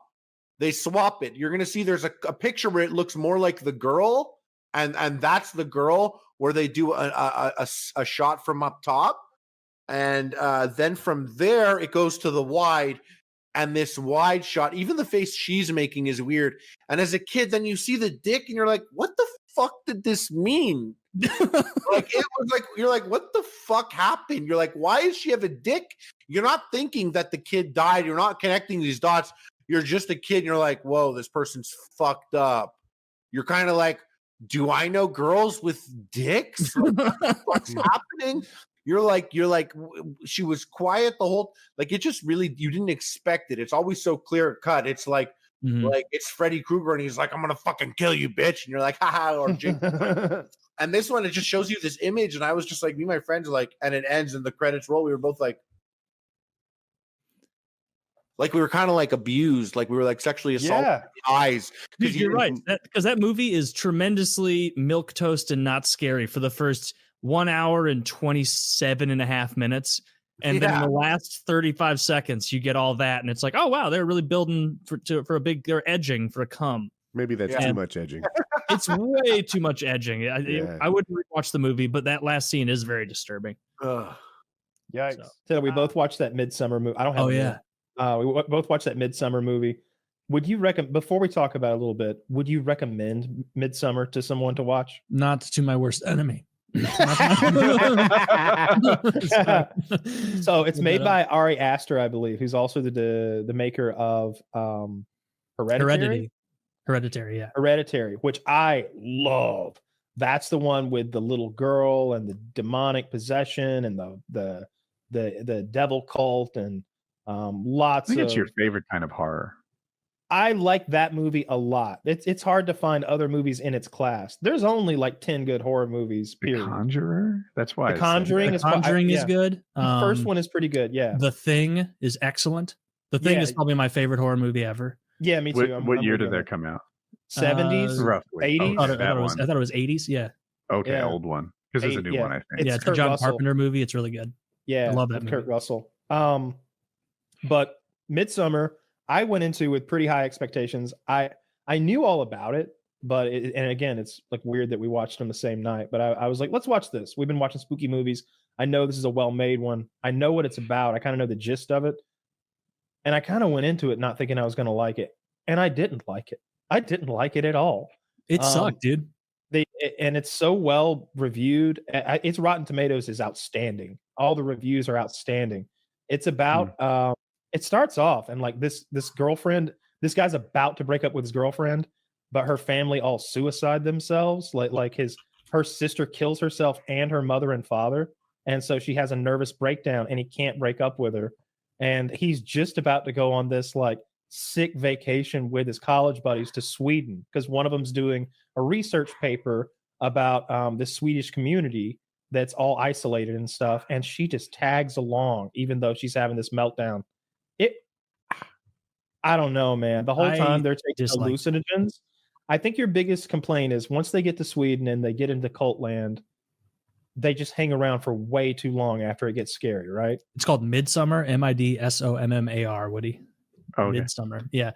It's and that's the name of the like Swedish tradition that they're there to observe. And it's yeah, Kyle, I totally agree. It was a dog shit movie. They failed in making there was no point that I was even unsettled. No. Like even the points that were supposed to be of like, I'm going to spoil it to save people time. They go to this, don't give them warning, Zach. They don't deserve it. Fuck them. And so they go, like Kyle said, there's this one dude in their group who's like, I'm going to write a super definitely necessary paper on this like made up Swedish tradition where they dance around and they're all wearing white dresses. And it's they're so north in Sweden that it's like perpetual daylight. It's in that Arctic Circle kind of area. Can I interrupt so that was you? supposed to be an interesting part of it. Like that reviews said was good is they were like, it creates this scary atmosphere and all of it in the bright sunlight of northern Sweden. And it's like, can I describe what their religion is real quick? Like, yes. So there, it's this closed off sect of Swedish people who live in their own isolated community. Pagans. And they're doing lots of hallucinogens. Everybody's drinking like dandelion tea or some shit, and they're all getting fucked up. And they're so high in that's a thing. Close enough to they're getting so close to the Arctic. It's like a mixture of things. Like you can tell they're like mortar and pestle, mixing lots of herbs, all sorts of hallucinogenic herbs, and everybody's getting fucked up on this tea. And the sun almost never sets, so it's always so bright when all this wacky shit is going on. The religion that they ascribe to, finally, you get to the bottom of it. The guy's looking at their holy book, and he's like, "Yes, this is our holy book. It is a continuing tale as our the writer of the book, the scribe, writes even now. Here are the latest pages that have been written in our holy book." And it's all like smeared coloring, like paint. And then and he's like, well, who's fucking writing this down? And then who's interpreting it? And he's like, oh, there's our scribe now. And they point out the most deformed, retarded child you've ever seen in your life. They had shown him earlier, but had given no explanation. And you're like, oh, I remember that fuck. And they'd be like, through a series of extreme inbreeding, we create this imbecile who colors in the book, and then we interpret the coloring into our religion. He doesn't even look just like a normal guy who's retarded. They have like fake prosthetics on him to make him look ugly, and like the kind of prosthetics where it's like they laid it on top of an existing face very haphazardly. It's beyond obvious. He's like their pope. I thought the prosthetics were good. He's a mutant though. Yeah, he's like their pope. He's their dope. The effects are good. I disagree with you there. The gory effects throughout the movie were very good, and later on they give one guy a blood eagle, which is when you cut out their lungs in the back and like suspend them with hooks, and when they breathe, they're still inflating back. They do this to you alive. Like there was a blood eagle that looked pretty legit. That stuff I was down with, and I wanted more of that mutant boy. I needed so much more of him. And more of that retard. Yes, dude, he was so awful looking. But he would color in a book, and they'd interpret his, and I mean badly. I mean like he'd smear pink, yellow, and green together, and they'd go, yes, it says here, in the days of old, every Swedish man gave unto them 3/5 of his monies. Like, no, that is not what that color swatch says. Yeah. That's nonsense. They're like doing Joseph Smith readings from the gold plates. Like they're just making shit up that there's retard colors on. Yeah, there were some crazy scenes, and there was some unsettling stuff, and just the idea of it was unsettling. But I needed them to leave. There was this scene finally. Yeah. There's one black guy in the group, by the way, and he, of course, is the first one. See, that's another one of those stereotypes that Hollywood and the media have done. You probably haven't noticed this.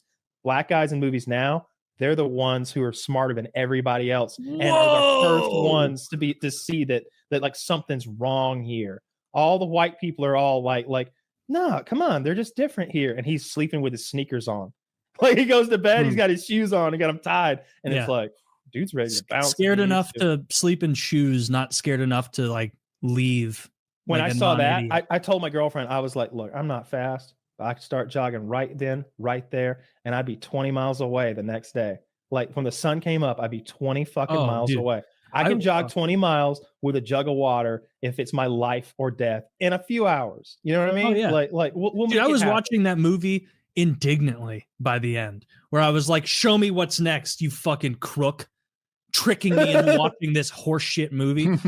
There's no incentive. Like literally what they do is, like, I think day 2 of them being there, not even a slow enough burn, the guy who invited them is like, oh, hey, would everyone like to come see part of our beautiful culture? And even he's asking it in a way that's like sinister almost. And they're like, we'd love to see your cool culture. No, they ask him. They're like, do you want to see the Etterstoop? And the black guy's like, is this like a real Etterstoop? And he's like, oh, don't spoil the fun. Yes, we will see. And like, and an Etterstoop for the uninitiated is when the elders, those who are like too old, and this is a real thing, jump to their deaths, to kill themselves so that they're not a burden on the community. Yeah, dude. Right away, they have an Etterstoop, and this old lady jumps off this cliff, and all of our main characters and the cult are at the bottom. And the old lady, she must have. I know she hasn't done it before, but she's seen it done before because she landed face first onto a small boulder at the bottom. Yeah, and her head explodes. Her whole face explodes off of her head, and it's gruesome. And everybody starts losing their shit. And then the old man steps up. He'd never seen this done, never heard of this done. He jumps foot first, like he's he's doing his like a jackknife type thing. Like when you jump in the pool feet first and you try not to make a splash and like slide in. He did a bad job killing himself. He did that, and his legs are all splayed backwards and bent crazy, and he's laying on the ground going. Like they beat him to death with a hammer. They have a ceremonial wooden hammer that they're handing off. They had a croquet mallet that looked like it came out of Donkey Kong, dude. They're like, look at that guy, give him the nod, and he comes over and goes, "Funk!" Right up. It is the most. Did he one-shot kill him? He hit him like 3 times, but by the end, it was just like smushing teeth and bones. It seemed a little overkill to me. It was really poorly. But Taylor's point is like that happens, and then they don't leave. They stay. And I'd have been gone so quick, dude. Oh, I would. Like, first of all, the one guy who was like, "You people are sick. You people are fucking sick." As they're all watching, I'm like, "Bat, you're gonna die, like idiot." I would have been like, "Dude, guys, wild party. I gotta go. I feel a little goofy off that working tea in the morning. Work. Fuck. Kill me. Right? Like, don't kill me. Don't kill me. I'll do it to myself. And so they basically have all these ceremonies, each one more overtly sinister than the last. Like there's no big like reveal after the suicide pact that it's gonna get better, and they still hang out. They watch these people kill themselves. The guy before they watched them kill, the main Swede guy who invited them there to do the all of the things. They're the only outsiders, by the way. There's only like 5 outsiders there, and they're all retarded. And they asked him, they're like, so like, how do you guys segment your lives up or whatever? And he's like, well, here, ages of 0 to 18 is your spring, and then 18 to 36 is your summer, and then and then it goes on and goes through, and then he's like, and then from 52 to 72, is your winter of your life, or wherever it gets to. And they're like, and what happens after 72? This is 40 minutes into getting there, by the way. And he looks at him and he goes, does like a slitting throat motion at them, and they're like, oh, how crazy, like how silly. Given what they do with the old people, I was trying to make 72 fall, right? Like because you fall. Yeah. They should have done like now the wonders fall. There's a moment near the end, obviously, where there's maybe 4 characters left, 4 or 5, and it's like, guys, clearly things are like coming to a head here. This is the point where you just sneak away when no one's looking and start jogging toward wherever civilization is. Yeah. Again, like that's my thing with every single horror movie. I've been watching the Friday the 13th movies like one after another this week. I got to 5 before I quit. And every one of them, I'm like, start jogging right now, you'll be good in 3 hours. Like you start jogging right now, 3 hours from now, you're eating Shoney's saying, God, that was crazy, huh? That was wild. Yeah, anytizers for all. I'm celebrating. Like, did you notice that at no point after that initial like killing field shit they were demonstrating, like there were no guards, there was no one forcing them to stay there. There was at any point they could have almost no men that you couldn't beat up easily. There's almost no men there that you don't think I've just pushed that guy down. Like there's a lot of old guys. There's a lot of like really weak and skinny guys. Like there's only a couple like big Viking looking guys, but for the most part, you're right. They're not a strong looking group. Lots of women, lots of children, and it's like an agrarian society where like, man, if I go over there and just tell everybody I'm going to take a shit in the woods or something, they won't know I'm gone for hours, and I can be so far from here. I wanted to leave so bad. Oh, and do you remember the scene where this, like that same shithead who was like, you're all sick. This was like, I think it was before that. And there was just some random bullshit tree that was knocked down in the middle of their living space. It's where they put their dead's ashes. Yeah, they put their dead's ashes on this rotted bullshit tree. And this, like one of the people from America was like pissing on this tree, which as soon as I noticed it, I'm like this tree isn't in the middle of the woods. Like he is in the middle of their little living space pissing on something. So kind of rude there, but he's just pissing on a dead, like laid down tree, not even erect, just laid down. And immediately some Swedish guy's like, he's pissing on our sacred dead tree. Let me at him. I will kill him for pissing on the tree. You will rue the day that you piss on my tree. That guy had such a meltdown. He wasn't even mad. He was devastated. Yeah, he didn't. And then that guy didn't. He's like, he's pissing on my ancestors. And then, like you said, that if I'm that guy, I'm like, guys, they're going to have it out for me after pissing on the ancestors. I gotta get out of here. Now, look, don't say anything. I'm gonna run as fast as I can. Yeah, dude, there's 20 minutes from here. I'm gonna sprint there. I'm gonna stop briefly, eat some meatballs, regain my strength, and then I'm gonna continue to flee. And by the end, like one guy gets blood eagled. They've got the black. They turn them all into like scarecrows with their skin or something. The black guy's legs like landed blood in the eagled. That's where they cut your lungs out from the back and suspend them in the air. So when you breathe, they inflate like wings while you're still alive. It's not a real thing. It is real. I like Kyle mentions blood eagled. Like me and the audience are all supposed to know this. I explained it earlier, but also it's a Viking thing. I highly recommend the TV show Viking. I think it's a myth. It's not a myth. I saw some myth busted thing. Put your money where your mouth is. No. I think maybe you're misunderstanding, or I'm not expressing it right. You can't do that to a living person. Like they will die long before you get them in this weird ritual. I don't believe so. I believe you can take the lungs right out the back. They'll inflate. They'll be able to do a blood eagle just fine.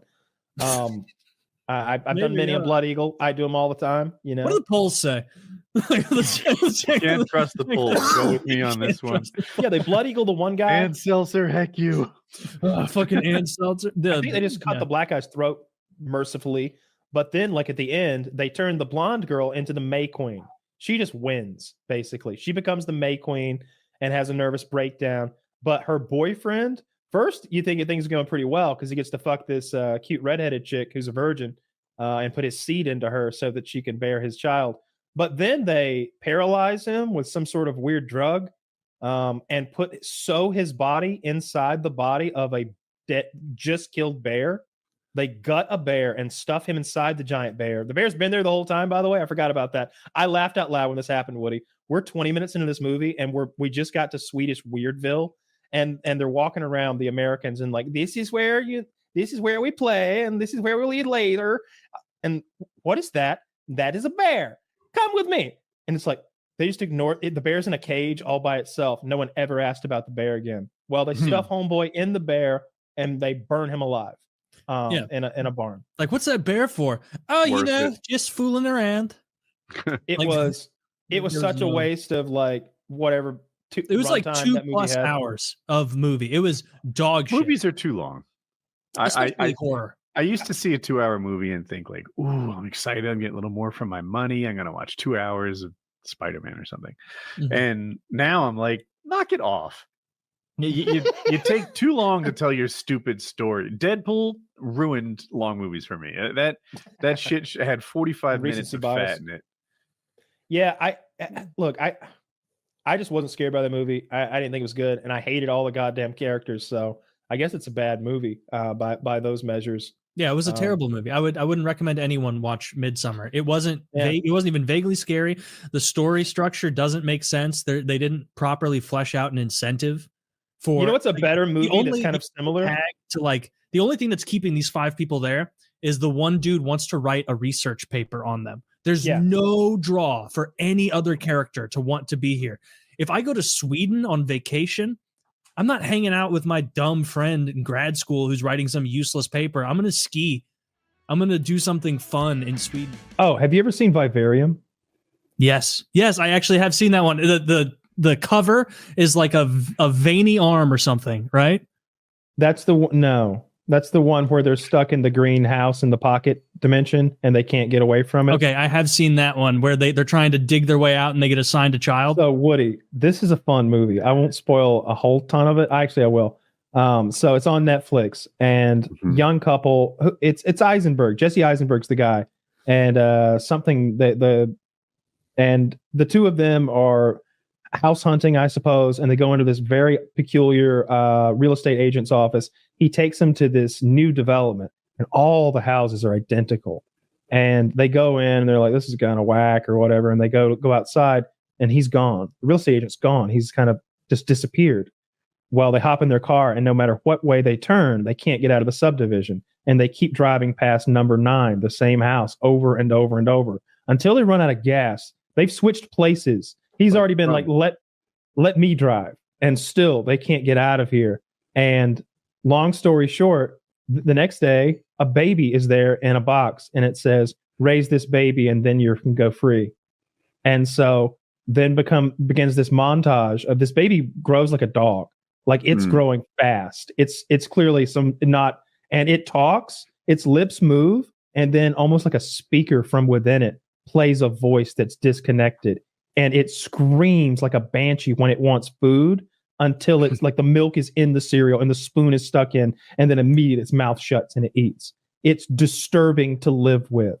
He's like, sounds like a normal baby, really. It is. I kind of liked it.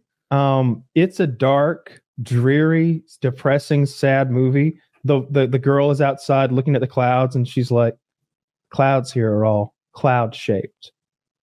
All of them, cloud-shaped clouds. It's that happens sickening. Here too. Yeah, but some of them look like dogs. Some of them look like a house. Some of them look like a face. They're all like cartoon clouds. Yeah, they're like little footballs. little poof balls just copy pasted in the sky. Like none of it's real. They're in this like weird pocket dimension where these aliens use humans like cuckoo birds. You know how the cuckoo bird lays its egg? Yeah. And the cuckoo hatches out, pushes the sparrows or whatever they are out of the nest, the robins, whatever. And then the mother doesn't know any better. She has to feed it. Like they're human cuckoos. It was sad. It was not a satisfying ending. Why? Did they go free? They died, and the baby had grown to be the exact same man who had dropped them off, like a clone of him, essentially. And he Ziploc bagged them and threw them in the hole the husband had been digging to try to escape the whole time. And that was that. Yep. Not a tale of jubilation at the end. It was there weren't enough answers at the end. I needed a drink after that movie. That was so. You need to drown it with a little Dos Equis. But it's kind of cool because the movie seems to have impacted you. Therefore, that movie was well done. It's one of those movies where the premise is so fascinating that it pulls you through the entire thing, even if as it's going, you're like, well, even if I was in this situation, this isn't the behavior I'd do. Or I killed a kid, right? Would you kill that kid? Yes. Yeah. It clearly it was so like it did that thing where the kid was around for like the kid had been there for 3 weeks and he was already 7 years old. And then the wife is like, something's not right. And it's like, no shit. Like it's been evident since step one of this that something's not right. The husband's like, that's not a boy. She's like, that boy. She's like, it's not a boy. That's not a child. I don't know what that is. And he tries to kill it. He tries to go lock it in the car and like leave it out there to die. And she goes and gets it out of the car and brings it in because it's screaming. Dude, I would have pickaxed that thing. That thing was clearly like a demon. Yeah. There's one part that's actually like scary in the whole thing where the boy can, the whole time he's mocking them to their face, but he can perfectly duplicate their voice from within. He's like a mimic. He's like it's like he's a voice recorder almost. And she's trying to, he's been leaving the house and he says he's going to talk to someone, but he can't say to who. Like he goes somewhere. They can't walk down the street without coming out the other side in a circle. But this guy's been leaving during the day and he's got like a school book written in alien fucking languages and shit, but he won't tell him where he's going or who he's talking to. And so she's like, can you mimic daddy? And he goes, I'm so tired of this. Nothing tastes good anymore. Oh, that's so good. Can you mimic mommy? Yeah, of course I can. Oh, that's great. Could you mimic anyone else? The doggy. He goes, ruff, ruff, ruff, ruff. And it's like, okay. What about anybody else? Maybe the person you met with today? And he just goes, and like, and his throat starts swelling in this unnatural frog-like way from both sides. And she just starts sobbing in terror, backing away from him. And it's like, fuck. This is, right. Well, this is dark. That's a bad answer. Like, not what any of us wanted to hear. Not what I wanted to hear at all. That was a dark, depressing, sad, but also an interesting premise. Like I love the cuckoo. At the very beginning, you see the cuckoo thing happen. You know, so it's you see like a cuckoo pushing the other babies out. Oh, okay. So it's kind of in your head that that's what's going on here. That was a dark fucking movie. I guess you're right, Woody. If it affected me, it's done its job. I watched some movies and I'm just like, meh. All right, good guy won, huh? Guess he shot them all. Right. 1/3 of the way through this, I could have written the other 2/3. There's so many movies where you've got like the estranged husband, right? The wife, she's got a new guy that she's been like living with, and he's worried about his son maybe becoming this guy's son a little bit too much, and then the boyfriend dies. He gets killed in the plague, the tragedy. It happened in 2012. That movie where the whole world's falling apart. And then the wife forgets that motherfucker immediately and arm wrapped around old husband. And we're all smiling. And it's like, man, this is so fake. There's nothing real about this. We'd all be destroyed. We'd all be destroyed. Sure. Yeah. Yeah. Although in that, at least I feel like with Rick, especially, he's just like, there's nothing left to feel. Like he's just always sort of in the state of being traumatized or dealing with the previous trauma after maybe season 5 or 6. He's just always fucked up and usually physically beaten He's often all swollen up and cut and bruised. Dude, I know I watch more Walking Dead, I think, than most people, and I think the move is to kill yourself in that universe. Even the people that do thrive and sort of get on top of it, you will never have joy again. There is no goodness. I think they just suck. Moments between terribleness, but there's no joy. You just got to go so far north that they can't walk around, and you can find joy, but you're just going to be cold. I I'm not in this universe. I don't think there's a cold problem, but they can't swim, so there might be some sort like a Madagascar island solution, some kind of island, right? Or heck, I've watched enough sailing videos. Why not just go from like island to island, enjoying your sailing life? Yeah, there'd be a way to find joy. Like it's a TV show, so if they ever were to allow human ingenuity to fix the zombie problem, they couldn't continue the show. But human ingenuity would fix the zombie problem right away. It's a silly premise to begin with. We could just dig holes and put spikes in them and throw speakers in there, and like no more zombies after a while. They'd all just be spiked, and if the hole filled up, we'd burn them all up. There'd be a risk because everyone that dies becomes a zombie in The Walking Dead. So there's a resupply. It seems there's always someone going to die, but they'd probably manage that. There'd be a protocol that people agree to. We all need we just need Apple Watches. We need to get notified when Biden bites the dust, so that we can go in there and get rid of it. You'd have like an elderly section of the village. Actually, but you have that wouldn't last long at all. One elderly person dies, and then it's just a clean slate every time. Now you've got 19 elderly zombies to deal with. I'm not sure an elderly zombie is less dangerous than a normal one. No, they creep up on you. There's super bite you with their zombie mouth. Like, is their strength related to their normal strength? I don't know. I'd be more scared of like an Arnold Schwarzenegger zombie than a fucking Chris Christie zombie. A muscular zombie. I wouldn't want to tussle with either one. All they got to do is zombie with a helmet. Chris Christie is a zombie. He knows how to bite. Zombie with a helmet is a problem. Yeah. That'd be a real problem. Zombie with a helmet, like a military helmet, especially like if he could take some pistol bullets. Plants vs Zombies. That's one of the most feared enemies. The zombies. The helmeted zombie with the bucket. Straightforward. Like I like psychological thrillers. Any like horror's good, but like a good thriller, and it seems like that's the rarest kind of movie to be done really well. Like Silence of the Lambs, something like that. That's just fucking excellent. There aren't. I really appreciate like good sci-fi. Like if they can build a world that's different somehow, and even if they're doing like this small little mission and it's contained in this room or on this ship that's going to a place, I really dig that. But yeah, psychological stuff and horror. Anytime there's an actually good horror movie, it's like today's a good day. Saw one.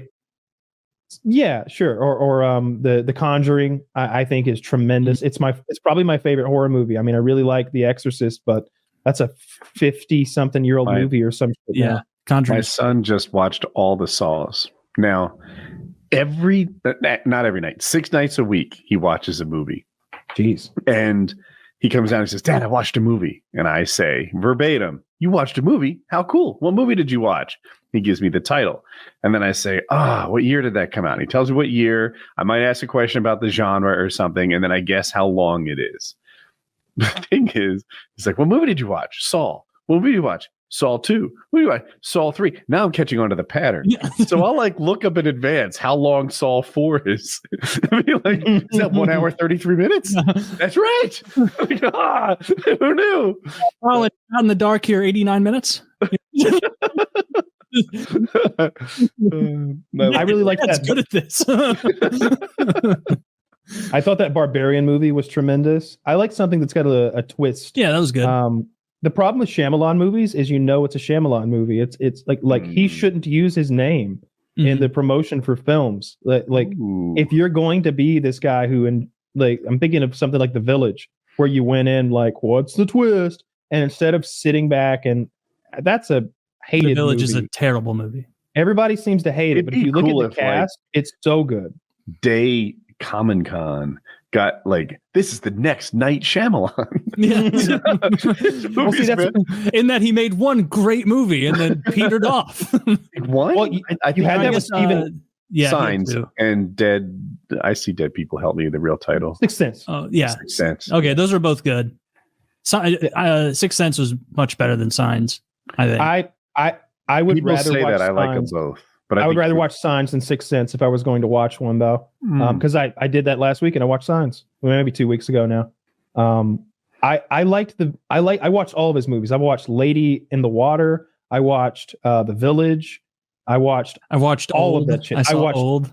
I saw Old, and I saw fucking The Happening. The Happening was when I got let down.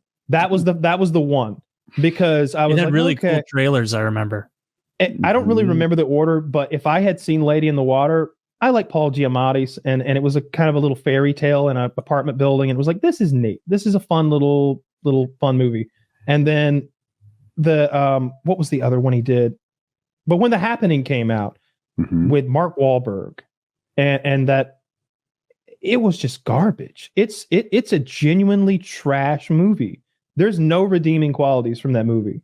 It's almost never scary until the very end, and it's not scary at the end because of The Happening, which is, spoiler for the worst Shyamalan movie ever. The trees are releasing pollen or pheromones that trigger something in human brains that send us into this suicidal rage pattern. And everybody just starts killing themselves out of nowhere in the most absurd, non-effective, sometimes comical or juxtapositional ways. Like people laying down in front of lawnmowers, and the zookeeper just happened to have a lion handy, so he's just feeding the lion his arm. And that's what the promotional material was. It was these people were going about their day, maybe at an outdoor cafe or something, just, ooh, Brian got into 3rd grade honors, and then suddenly a body falls, and they're like, oh my God, someone jumped. And then another one, and then another, and because like tons of people are suiciding off the building. And it's like, whoa, what the fuck? And then they show like some quick clips of the lawnmower mowing the guy or the lion eating the person. You're like, what the fuck is this movie? It's trees. It's trees making people silly. But don't worry, it'll stop at the end when Mark Wahlberg's done. Yeah. And Marky Mark's a terrible actor. Like, he's a terrible actor. Did you see him in his recent Netflix show? I forget what it was called. He played like an assassin whose family didn't know he was an assassin. No. Oh. I watched it with Jackie. It was fun, but not good. What, isn't he in The Other Guys with Will Ferrell? Yeah, that was a super funny movie. He's in Ted too. Like he can do that. That's his best character, because I think that character is closer to like who he is, just sort of a douchebaggy, funny kind of ish guy. Like I think he's good in Ted. I liked him in Ted a lot, and I liked him in The Other Guys. I really like The Other Guys. I think it's funny. Yeah, The Other Guys is super funny. Wait, that is the one where it starts where The Rock and Samuel L. Jackson are like, aim for the bushes. And then they aim for the bushes. And they just hit the concrete. We don't know what they were thinking. It was a 65-story building. Yeah, that was a super good movie. I remember getting some out loud laughs at that. Oh, yeah, where Will Ferrell's like shitty to his unbelievably hot wife. Eva Mendes. He's like, you come out here dressed like a plain Jane, and when I've got company over, and she's just a bombshell. And he's that's so funny. Kenny Powers did that too. Kyle, you saw that movie or TV show? Yeah, I saw all of it. He's pounding down. He wanted her to like, I don't know. They were like, we're going out. I want you to dress nice, and she's in this like glittery thing, and she looks like $1 million. And he's like, you're okay, but you dress like a whore. But she was dressed like a whore. You're misremembering. She's dressed like white trash whore. I saw it today, and that's my style. I saw it today. It is. I mean, well, Amazon she looks like a disco ball that I want to fuck. Yes. No, I need to watch the rest of that show. I watched like the whole first season, and I thought it was very funny. And then I must have like not had HBO after the first season for a while, because that's probably 10 years ago now. It peters off a little bit. It's funny. But I think that his pathetic sidekick, whatever that guy's name is, the guy with the goofball who kind of talks funny, he comes into hysterical. His own in season 2. It's either 2 or 3. Kenny flees to Mexico and starts pitching in a Mexican league and actually does okay. And but the other guy marries this morbidly obese Mexican woman, and their relationship is fucking hilarious. Oh, he also gets cornrows, which is pretty funny too. I think they both get cornrows, and they're fighting cocks. That's like their side gig, and they get robbed by Mexican midget gangsters. Yeah, it's an interesting. It's a fun to watch the rest of that series. before Terminator or Terminator 2. I was gonna send you the Blu-ray too. I've got it. I watched that movie that you sent me. Not leaving Las Vegas. LA Confidential. LA Confidential. That's what it is. Yeah. Yep. And I liked that a lot. I still have it. It's one of the only Blu-rays I own. it's tremendous. What's your Blu-ray player? I used my Xbox, like the Xbox One, the black one that's like vertical. Series X. I don't X. think they come with a disc player anymore. Oh well, I think it did, because I don't know what else I would have played it on. You might not have the most recent one, or I'm wrong, which could be. I've got a PlayStation 5 and Series X, so one of them definitely plays Blu-rays. Yeah, I definitely don't. My Xbox. I don't operate the discs. I've got someone for that. You don't know how to operate the disc? You train your dog. Toby can. Zach says you can get them with and without the disc, so maybe I don't have the disc. That's why I think that. Okay. Yeah, I think those consoles have always been pretty good Blu-ray players. Back to when PlayStation destroyed when they stuck a damn Blu-ray player in that PlayStation 3. That was such a good idea. Mm-hmm. Having PlayStation 2 be a DVD player was an awesome idea. Xbox 360 was too, though. Wasn't that the same gen? No. Or was it 360 and PS3 the same originally gen? Xbox 360 couldn't. That'd be wild. Yeah. Did they play that other one, like the HD DVD or something? They would have played both, right? I remember HD DVD and like not knowing which was going to win and not buying. Neither of them. Torrenting one again. No, if you want the highest quality visuals, you'll still have a Blu-ray. Do you think you'll like that Kevin Costner movie while we're talking about movies? You don't think I thought you might like, because you. So if you want a good movie reviewer, I think he's kind of on the same wavelength, and he's fun too. It's Critical Drinker. He's also a bit political. He goes on Piers Morgan and stuff and talks about the woke Disney stuff. I think he described it as that it bounced around to quite a few characters, and it made it sound like it was a bit disjointed, and you weren't getting enough of what you wanted, and far too much of characters and situations you didn't care about. And I don't know. I'll watch it. I'll give it a try, I guess. But his if you go back to his Wyatt Earp movie, I don't know if you ever saw that. It came out the same year as Tombstone. I saw it. It's been a while. It's a little dry, because Kevin Costner's a little dry. He doesn't have a sense of humor. Kevin Costner's never cracked a joke, not a real one. Like, he might have been, if anything, his sort of like lack of a sense of humor is the joke. Like his sort of. The fact that he often plays someone who's socially retarded, for lack of a better term, like someone who's been out too long. If you think about Waterworld, or if you think about Postman, or even if you think about Open Range, it's this guy who's been out there too long. He's not used to being in town, and he's going to be sort of awkward and weird about it. Patience for people is it Yellowstone, the TV show? Yeah. I quit watching that like a couple years ago. I'm sure there's still some good Yellowstone to watch, but I didn't make it to the end. I didn't make it anywhere near the end. I'm probably missing. I didn't know it was ended. I'm missing quite a bit. I liked it for a while and I lost interest. It's been a couple of years, and there's supposed to be one more season that wraps up the story, but they just can't seem to get that done. Yeah, I heard. I know Kevin Costner's done according to him. So that's come and gone. It's currently gone, so you're right. But yeah. But yeah, the Long Legs movie is the only thing on the horizon as far as movies that I'm like hyped for. I'm tempted to go to the movies and watch it. It looks really interesting. They have a fun marketing campaign, and you never know how much of it's fabricated or nonsense or whatever. But it starts, and it's like the first time that the actress who plays Michelle or whatever, doesn't matter, saw Nick Cage in his Daddy Long Legs like outfit or whatever. Her heart rate hit 170 beats per minute, and it's like, that's kind of cool if that's true at all. I like that. That kind of tells me that it's shocking and fucking scary. Again, I've tried to avoid any sort of spoilers at all, but it looks like maybe he's a giant spider monster or some shit. So you don't know anything about this show, Daddy Long? No, I have no idea. It's a movie that's like out now, I believe. I'm looking, but it's what I want to see the most. I like Nicolas Cage when he's used correctly. I always say he's a good actor, but he's got to be applied correctly. He's not the guy you'd want to like play the president in your movie and like a historical drama or something. But if you need a loon or a wacky, goofy monster or someone who's supposed to be like out there, he's perfect. He's ready made. He doesn't even have to act. Are you sure it's called Daddy Longlegs? Maybe Long Legs. Maybe just Long Legs. It is Long Legs. Okay.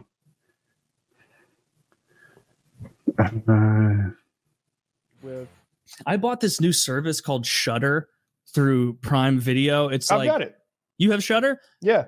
So I just added it for the free 7-day thing last night because I wanted to watch one of those. There is nothing between the absolute worst horror on there and then 1 in 20 movies will be like, this is pretty fucking good horror. Yeah. But for the most part, it's like, I watched one called like Cannibal Farm and it was just so retarded. I love bad horror though, so it being retarded isn't that bad. Are you going to keep Shudder? Because I don't think I am at this point. It hasn't won me over. They don't have not enough of a content library of horror films. Otherwise, I'd do it for sure. There's just so much shit horror on there that I do need to unsubscribe from it. I need to figure out how, because I've probably been subbed for 3 or 4 months or something like that. The Void is really good. If you want to watch that, it's on there. It's The Void. It's a little low budget, but you don't notice it. It's sort of it's Lovecraftian horror. It's definitely got that going on. Is it actually scary, or is it more of like a sci-fi thriller kind of thing? That's what it's not sci-fi. It's more like a body horror and the occult. Oh, okay. Maybe I'll check that out. I'll probably watch. I think it's good. It was entertaining. I wanted to talk. I'll wait till Woody gets back, but I got our next topic. I want to talk about that young lady who's a member of our $50 patron club, and the movie that she shared with me the other day. Oh yes, you teased that before the show. It doesn't even sound like you're telling the truth about what that movie's about. But, exactly. The premise of the movie is so bonkers that Taylor was like, "Well, that's not a real thing." But you didn't even give us the title. I didn't even want to look it up. This is an interesting film. Let me find the title again, because I have already forgotten it. We're talking about Shudder, Filthy. It's like the SHUDDER. It's this new service on Amazon. It's strictly horror films and horror series. And once they flesh that out and build a bigger content library, I can see myself paying the same amount as Netflix. I would replace Netflix with that. Half the shit I watch on Netflix is shitty horror movies or shitty thrillers that I like. Just mindless nonsense. I've never gotten into that. Like, my brother's a big horror fan, and I just never really found that a genre that grabbed me. I hate jump scares. Fucking hate them. Like, physiologically, I just don't like the feeling of a jump scare. It just annoys the piss out of me, right? I prefer psychological fear. True. Have you seen Witch or The Witch? Maybe is that the one with like the Witch, like 2 V's in it? Yeah, I watched that. That one's quite good. I don't know exactly what year it is, but think like 1500, 1600, something like that.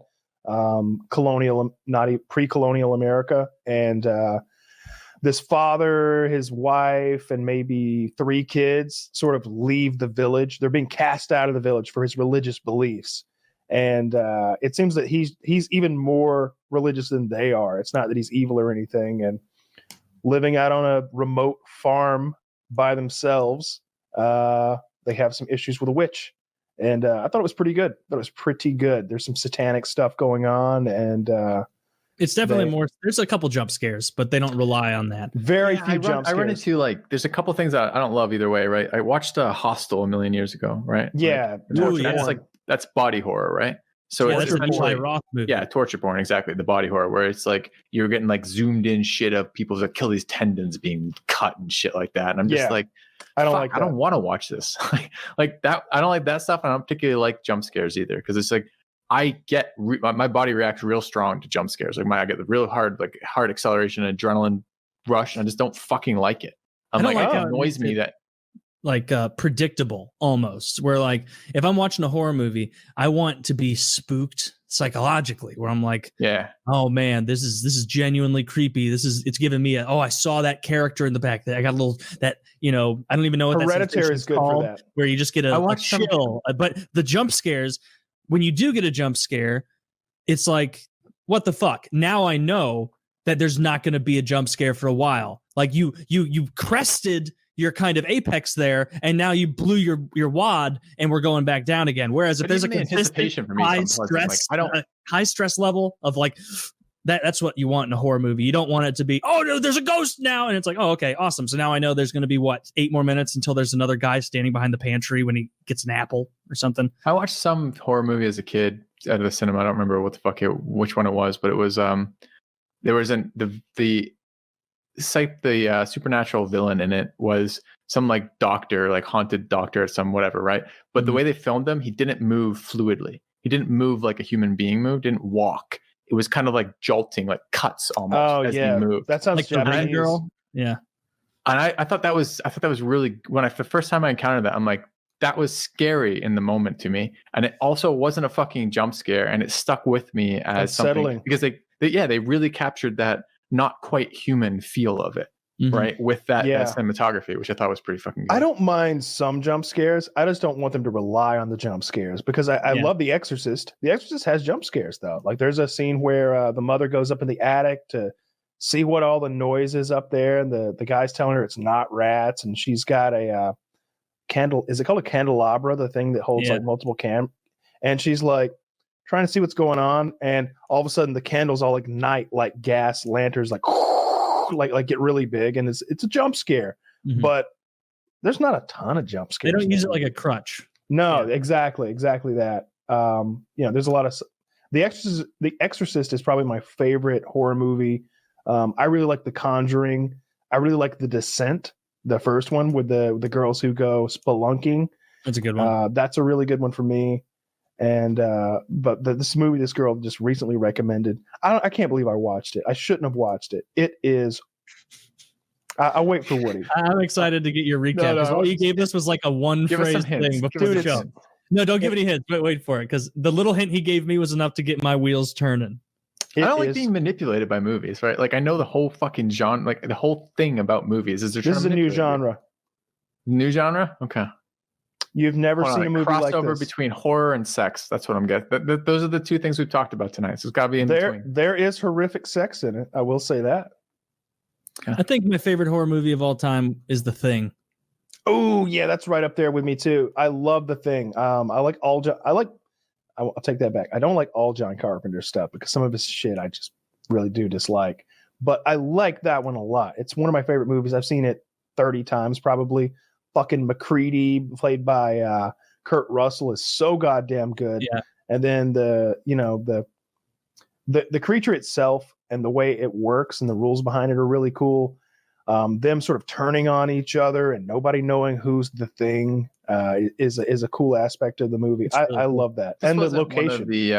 Was this the Antarctica one or? Yeah. It is. They made a prequel / remake maybe 5 years ago that relied heavily on CGI, but the original is all in camera. Like all the special effects are in camera. We talked about this not that long ago, but one of the coolest shots for me, there's a body that's like been infected. And there's a doctor on the Antarctic like base, and he's got the paddles, to the defibrillator paddles, and he goes to like apply them. And when he does, the chest opens up like jaws, and his hands go into the body cavity, and the jaws bite his arms off. And so he pulls away these two stubs, and he's screaming. They achieved that visual by using an actor who didn't have arms. Like they put fake arms on a guy with stumps, whatever. Really? And then he puts that into the jaws, and then it literally bites the fake arms off. And so he pulls away his actual stumps, and he's going, ah, and it looks so real because it is. I mean, a body didn't bite his arms off. Well, it did. A body did bite his arms off, technically. Yeah, that's definitely up there. I wouldn't put American Psycho as a horror movie. I'd put that as a thriller. I think. Thriller. I would say. I'm sure I understood that movie. I watched it a million years ago, but it left me with a lot of questions. I'm like, what the fuck? It requires 2 watchings about what's actually going on. They intentionally film it. They would film like there's the interrogation scenes with Willem Dafoe speaking to Christian Bale's character, and they would have Willem Dafoe do 3 different takes. One, so many fucking good films. Yeah, they would do one take where Willem Dafoe knows that Christian Bale did it, and he would do it that way. And then they would do another where he doesn't know who did it, and then they would do another where he believes Christian Bale is completely innocent. And then they would chop all three up and mix them together. So you get this weird thing where you're like, I don't know what's going on here. Yeah. That I remember really that being the feeling I walked away from the movie. It was like, what the fuck just happened? Yeah, that movie has a lot of turns like that. When he just loses it at the end and just starts murdering homeless people. Just how are you doing? You know, Mr. Bates or whatever. He just blows the guard's head off. I love how fucked up whatever he did to those prostitutes was, where she was just like, we're never coming back here. Yeah, we're never going back here. This was a big mistake. Money you have. Yeah, that movie. So what conversation did I walk into? Horror movies. That was about how Kyle met his current girlfriend. Yeah. Get out that old clothes iron, straighten her out, get the blowtorch, and have a good time. So we were talking about horror movies, and I was talking about one of our $50 patrons. I was talking to her about movies and horror movies specifically, and I think I recommended a couple to her. I was like, watch Event Horizon and maybe The Void. I might have recommended that one to her too. And she was like, have you ever heard of The Strange Thing About the Johnsons? And I was like, no, what's that like? And she's like, oh, it's a good one. It's made by the same guy who made Hereditary. And I was like, well, Hereditary wasn't my favorite horror movie, but it was definitely a really well-made horror movie, and I respect it. So, all right, I'm going to go watch The Strange Thing About the Johnsons. Well, it is a half-hour, roughly, short film made in 2011, made by Ari Aster.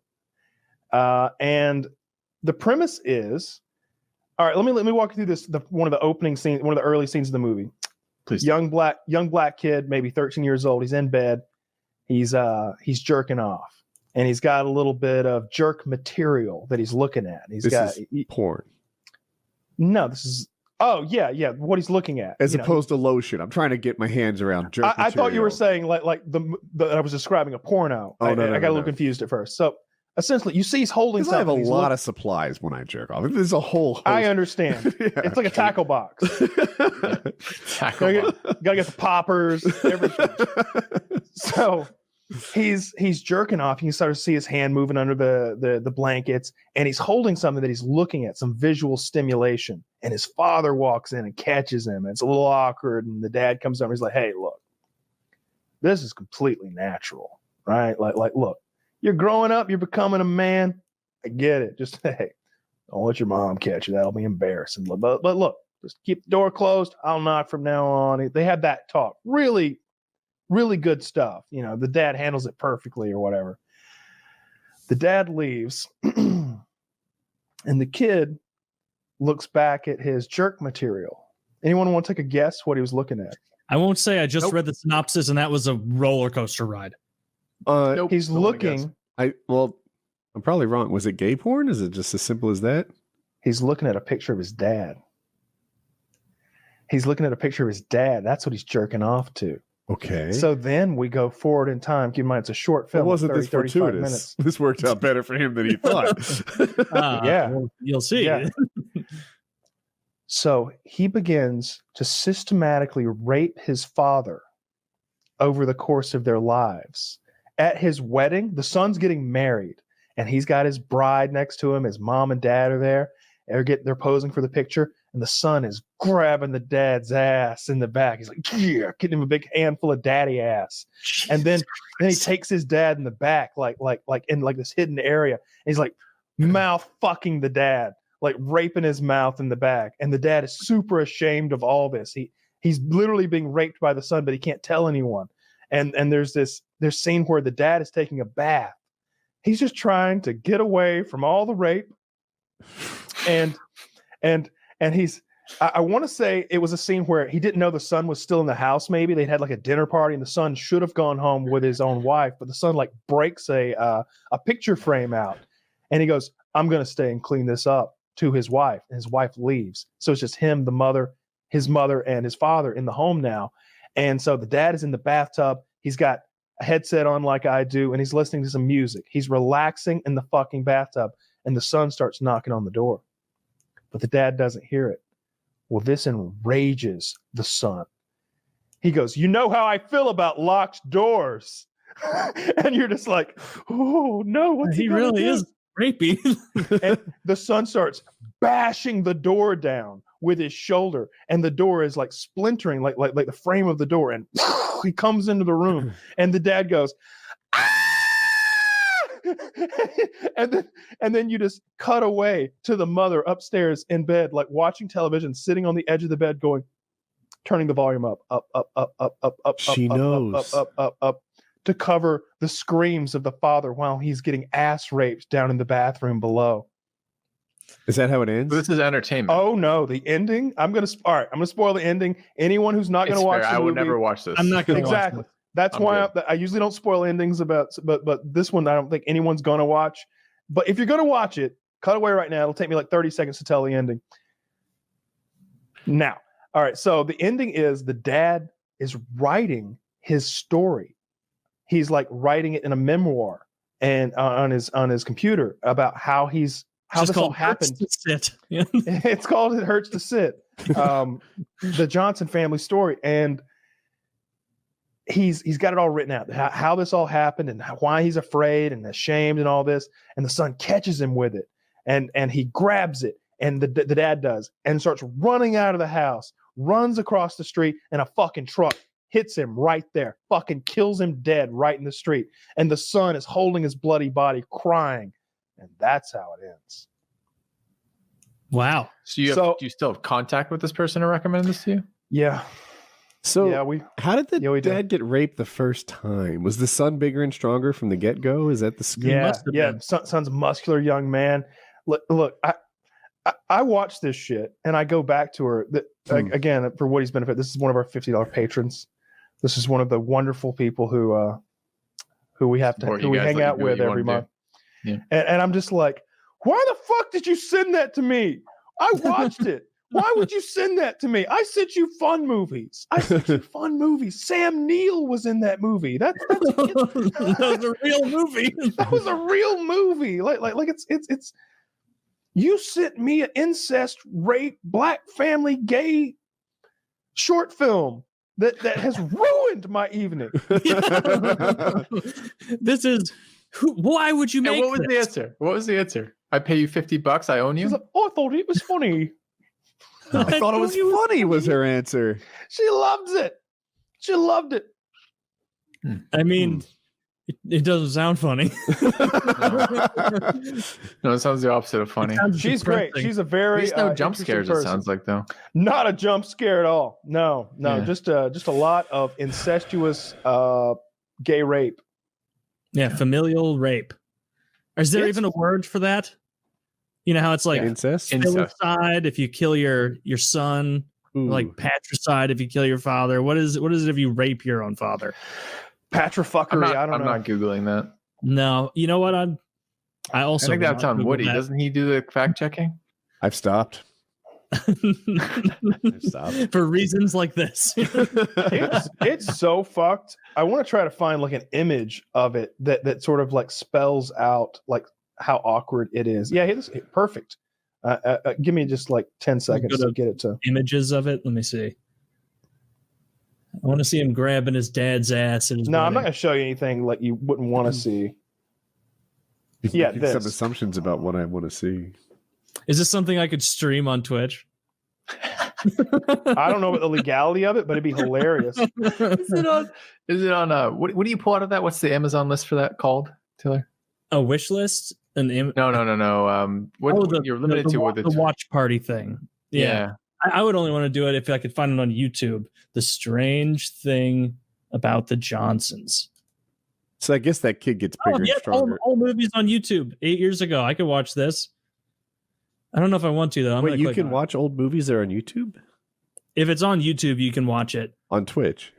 Yeah, like the Hoarders episodes I'm watching are from like 2011. Like A&E at one point like decided like, all right, after a certain number of years, we just upload for free all episodes from other seasons because it's a smart move for them to keep the SEO good on things like that, and so they don't mind you watching old stuff. So, but like if I wanted to watch new seasons of 60 Days In. And I signed in with my cable login, I can't stream that. They would shut that right down because they don't have that available for free. So, but yeah, the strange thing about the Johnsons, that's free, 30 minutes. Let's see if I can find let's find the bath scene. Here it is. I hated it so much. I hated it more than I've hated anything in a long time. I would rather buy $35 nipples every day this week than watch that movie again. I guess I won't see it because you did capture my interest with it. Oh my God! Trick Jackie into watching it with you and just act like you love it. You're gonna love this. You're gonna love this. Remember when I showed you Lord of the Rings for the first time? Buckle up. I just found the scene where the son's smiling all big at his wedding, and he's got a big fistful of dad ass, and you see the dad just and the son beaming. I don't want to watch this. Your stream does now. But this is how I feel like this is how I feel like 99% of horror movies is exactly what you're describing. I'm like, why would I want to go through that? Like, what do I get from that? What is my bonus? What's my take home from this that I like? Why am I doing I don't think there's going to be any happy take home from this.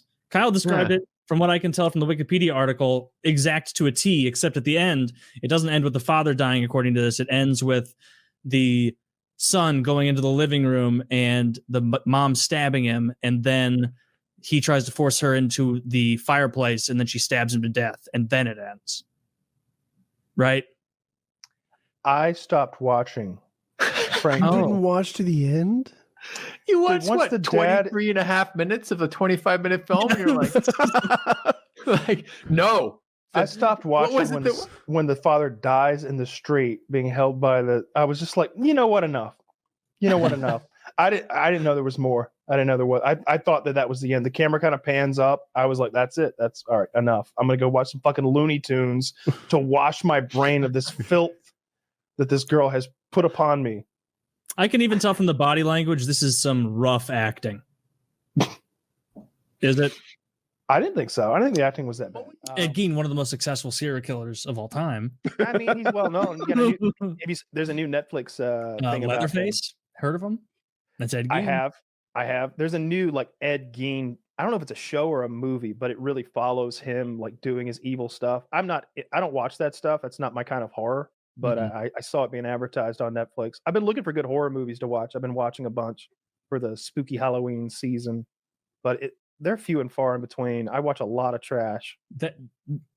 I don't know if there's a genre with a bigger miss to hit ratio than it's the entry point for a lot of filmmakers. Most horror is total trash. So it has it's like stickers, huge profit margin. There's a long history of people making horror movies for a pittance. How much are our stickers? Is it a meme or do we make money on stickers? I have no idea. It's just a joke. It's just a joke. Internalized it uncritically when Kyle once told me we had the best margin on stickers. Yeah. I mean, we have to, right? Like, what does a sticker cost? And who knows? Maybe someone else has the profit margin. Buy the stickers nonetheless. Somebody will make some money, and you'll get a sticky sticker. I forgot what I was saying. Oh, the horror movies. Yeah, it's the entry point for a lot of people because it has that potential to do really well. It's rare that someone makes a movie for $10,000 about a couple that will they, won't they, and it makes $100 million. But it's happened several times with horror movies. Like Blair Witch is a great example. They made Blair Witch for thousands of dollars. So is Paranormal Activity. They made that for, it might have been $100,000 or $200,000, and then I think Spielberg or somebody. They make billions. It's so horror is often the entry point for fledgling actors, directors, producers, all that stuff. So you really get a mixed bag. There are some shitty horror movies. What was that horror movie? I think it was by either Key or Peele, and he might have won an Oscar for it. God. Well, there's Us. There's I know the one you're talking about. It's the one where he goes and visits his white girlfriend's family. It's yes. Get out. Yeah. Did you think that was overrated? Yes, of course. I think that most black movies that are good end up being overrated to their own detriment. It's like what's the thing? The prejudice of low expectations. I feel like that applies sometimes the soft to like prejudice of I feel like that applies sometimes. I really like Get Out. I think it's a good movie, and I think it tells a story that isn't my story, but a story that a lot of his viewers and black viewers can identify with, like greatly. From the early on, a cop pulls him over, and to me, I'm like, all right, dude, you're fine. But I bet to black viewers, they were already that was their first spook of the movie. Like, oh no, policeman, a white policeman. And then the fear of going to this white girl's parents' house, and he's like, "Did you tell him I'm black? Like, I'm not going to get there, and it's going to be a thing." And then him getting there, and the dad being like, "I voted for Obama." Like, it's real awkward, and it is spooky, and it's well done. I just didn't think it was the GOAT. I didn't think it was the bee's knees or anything. It was just one of those good horror movies. Although his movies in general are all good. Every one of his movies are good movies. Better than most of the pack, and I like them a lot. Us is really good. Nope is really good. And Get Out is really one good. Where he's like maybe raises horses, or he's a horse stuntman? That's Nope. Yeah, Nope was slow, really slow, and then there were a few minutes at the end that were adequate. But I think I liked it more than. Are any of them actually scary? Like where you're unnerved, or are they more social commentary thriller? I think Us is quite scary. Get Out is more of a psychological thing that again, I think it applies much more to black people than it does to us, because they're talking about themes that are black people themes. The idea of you can put yourself in this guy's position. He's going to his white girlfriend's parents' house who don't know he's black. And he's like, well, wait a minute. You didn't tell him that? Like she's like, why would it matter? And he's like, it might fucking matter.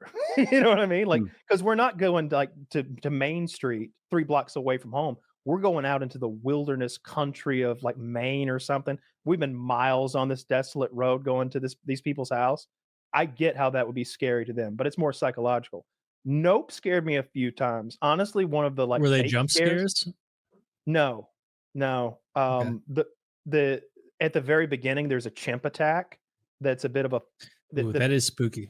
The chimp rips a lot of people apart, and it's really scary. And there's no one there to help. There isn't like a team of big, strong men to corral with like those lasso things. Yeah. The only thing that can stop that is a good chimp. They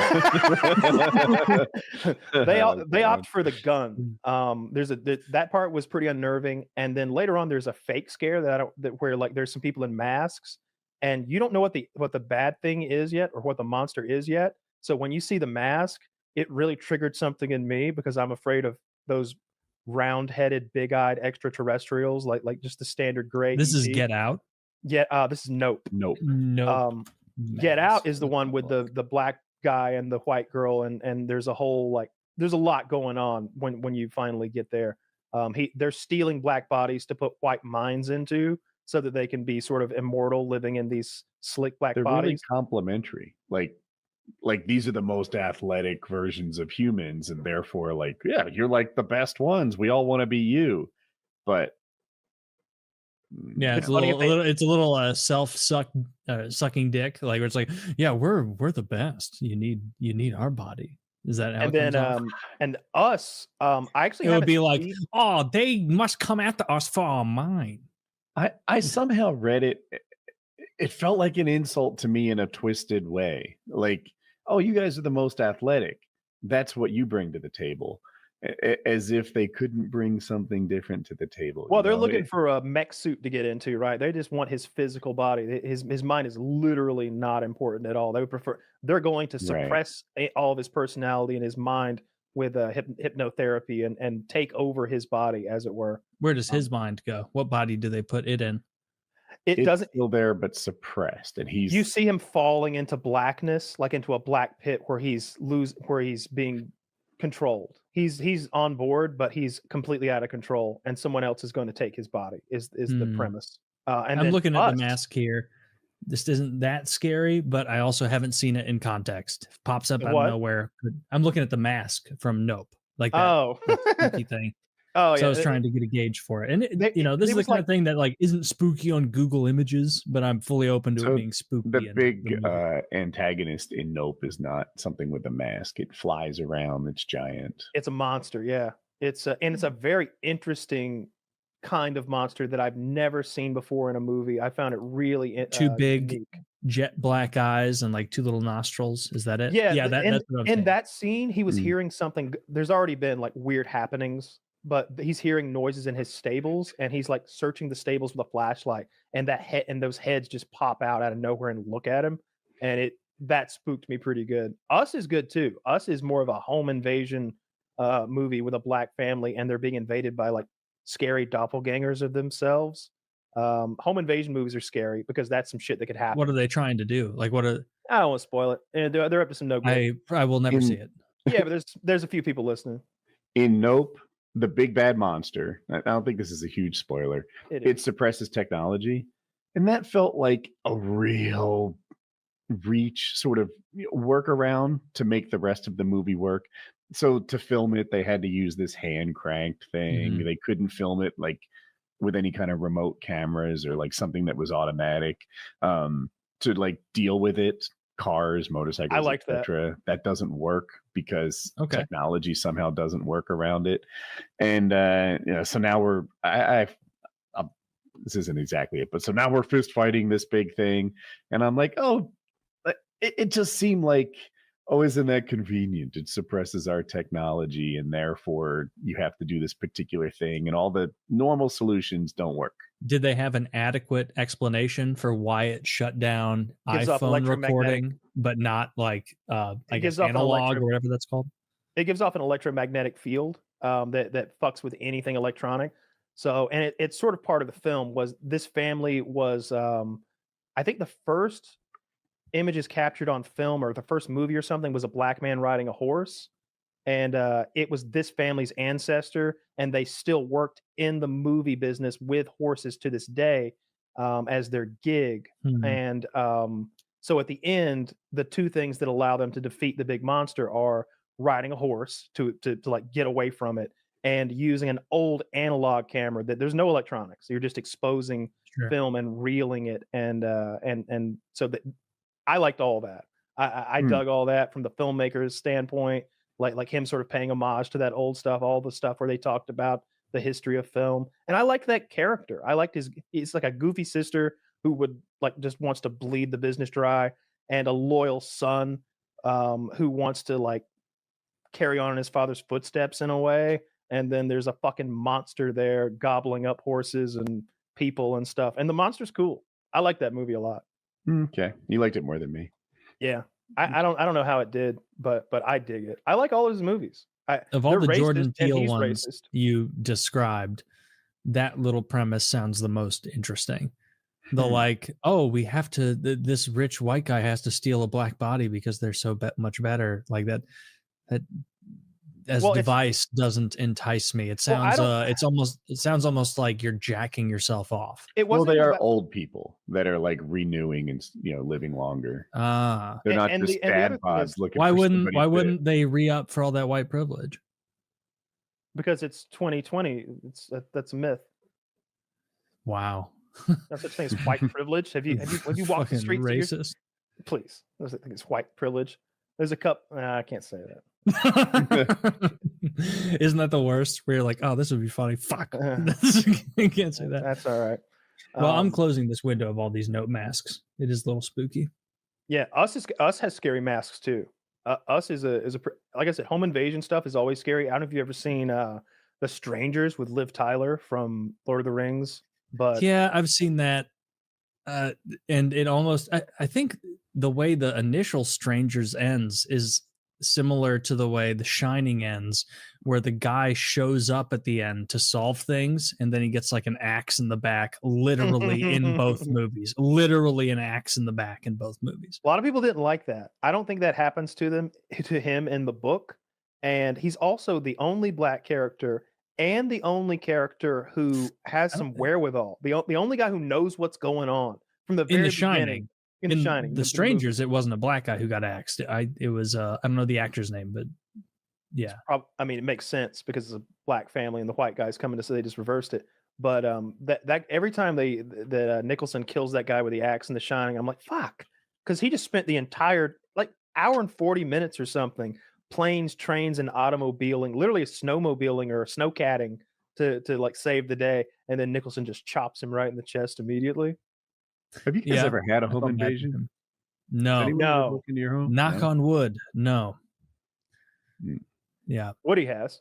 But unlike those people, 3 times. Wow. Unlike those people, Zach has a crazy life.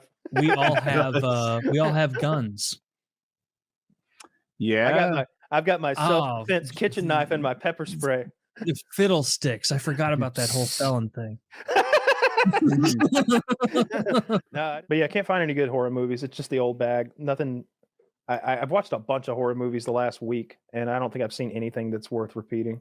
I'm going to force my girlfriend to rewatch The Thing with me. Not that she's seen it. It'll be a rewatch for me, not for her. That is my favorite horror movie, bar none. It's the perfect blend of horror and thriller. It's in my top 5 for sure of horror movies. It's one of my favorite movies, just period. I really, really like it. You should watch more of John Carpenter's stuff. He's the director. It was hated when it came out. It did poorly.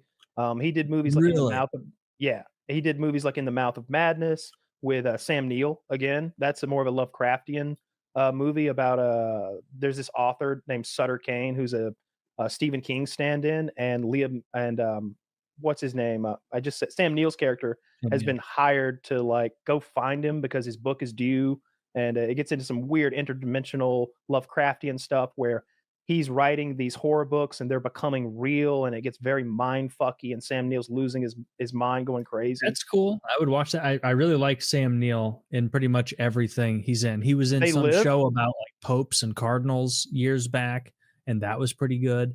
They Live is really good. It's got. I've seen They Live. I really liked They Live. Speaking of movies that are fun, it made me think of a movie I watched just last night that is not fun at all.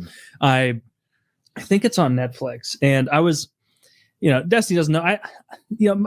When I play Magic the Gathering Arena on my laptop late at night and I'm relaxing, I like to have something in the background. Usually it's Family Guy, King of the Hill, old Simpsons episodes, but my favorite genre of film, I like campy, shitty horror movies. I just really enjoy them. Okay. And so I was like, I haven't watched horror in the background while I'm playing Magic in a long time. And so I kind of scrolled, and something suggested on Netflix, I think, was called The Girl Next Door from 2007. There's a 2004 movie that's very tame called The Girl Next Door, but this one was 2007 movie, and I'm like, I have never seen this before, and I imagined it would be on the tier of horror as A Stranger Calls or When a Stranger Calls, where it's like you get some spooky, you get a little thrill, but it's not gory, not vicious, nothing too bad. Okay. And I was like, that's going to be my background movie. And so I'm started playing Magic, and the background of this tale is it's 2 girls. One's 18 and one is 13 that has polio. It's set in the 50s. So she's got those leg rickety things set up, and their parents die. And so they have to go live with their cruel, insidious aunt. And her aunt, she has 4 boys, 4 young boys, all like under 14. So those 2 girls come to live with them. And immediately, the first half hour of the movie is demonstrating how much of a bad parent and bad woman this aunt is. Because the first scene is she's like offering these literally 9-year-old boys and girls beer and cigarettes and being like, would you like a beer? Would you like a cigarette? And then she just like, one of the first scenes, they're all in the kitchen. She's just talking like about her pussy, like talking about sex to children. And like her young sons are getting like horned up over it. And time out. So what happens? I'm out. Keep going. No. I have a question. Yeah. Because I want to go take a piss break if this is what I think. I believe this is based on a true story. So everything that you're describing actually happened, just so everyone knows. In some form. No. I've read the court transcripts. This happened, and it's worse than what you saw. It's so much worse than what you saw. I haven't done that, but I did see awful. After I watched it, this was a real story. I don't like this story. It was the most upsetting thing I've ever seen on Netflix, and it was Jesus Christ. Okay, no, literally, and it it shows how dysfunctional and ridiculous the scene is with this woman, this aunt in charge, and she's kind of like hyping her own young sons up about sex stuff, and she leaves the room, and all the boys decide they want to tickle the 18-year-old girl who's coming to live there. And she's very reserved, very uncomfortable. She doesn't know the situation. So all the boys are over there tickling, but they're really just like groping her like tits and ass and stuff. And the girl, the 18-year-old girl, shoves one of like the 8-year-old boys off who was grabbing her tits, and the boy falls. Then the aunt comes back in the room, and the boy's like, she pushed me, and the girl's like, he grabbed my breast, or he tried to feel my pussy or something, and the mom was like, he's a good boy, he would never do that unless a whore tempted him. And so and then the mom goes in the most evil fashion ever, she's like, I'm not gonna punish you, Angelica, whatever the fuck her name was. When you do something wrong, it's Susan who's going to pay for it. And so then the woman takes Susan, the polio-ridden 12-year-old, and beats the shit out of her. And so then like the girl realizes like, oh my God, I need to get out of this situation. The older girl, like my young sister's getting beaten. This is horrific. They go to a baseball game the next day, and the boys plus the mom, they kind of notice at one point, the older girl goes to talk to a police officer, and you can see through the body language, the older girl's like, and she smacked her and she's abusing her and she's giving boys cigarettes and booze and stuff. And little girls from around that, because it wasn't just boys. It was like 4 sons, a cousin who was a boy, and then like a couple girls and boys from the neighborhood who would hang out in there. And the night they get home, they go, we know you talked to the cops. You're going to go in the basement and we're going to chain your hands to the ceiling, and you're going to stand there on 3 books, or we're going to kill or beat the shit out of this girl with polio. And so she goes down there, she gets chained up, and they go down there. The afterward, the polio girl's not there. The family, the 4 dysfunctional being fucked with boys by the mom, and the mom herself, the aunt, is like, she's a whore. I bet she fingers herself. I bet she's fucking playing with her pussy. And then the boys are like, yeah, she's a whore. And these are 8, 9, 10-year-old boys. Like, she's a whore. And I'm watching at this point, magic is by the wayside. I'm locked into this movie. So you enjoyed the movie. I'm like, what the fuck is going on? And then she tells her like 11-year-old son, like, she needs to be punished. She's a whore. Yeah, she does. And then she's like, what do you want to do with her? And like talking to her like 12-year-old son like that. And he's like, I want to cut her clothes off. Jesus and he's Christ. Like, cut her clothes off. She's a whore. She deserves it. And so he goes over there and is like cutting her clothes off, and she's like crying, and he's like talking about wanting to finger her pussy and shit. And she is, I'm not exaggerating at all about this fucking movie. Act like this is all cool. It's called the girl. It's called The Girl Next Door. How am I supposed to know this is what the movie is?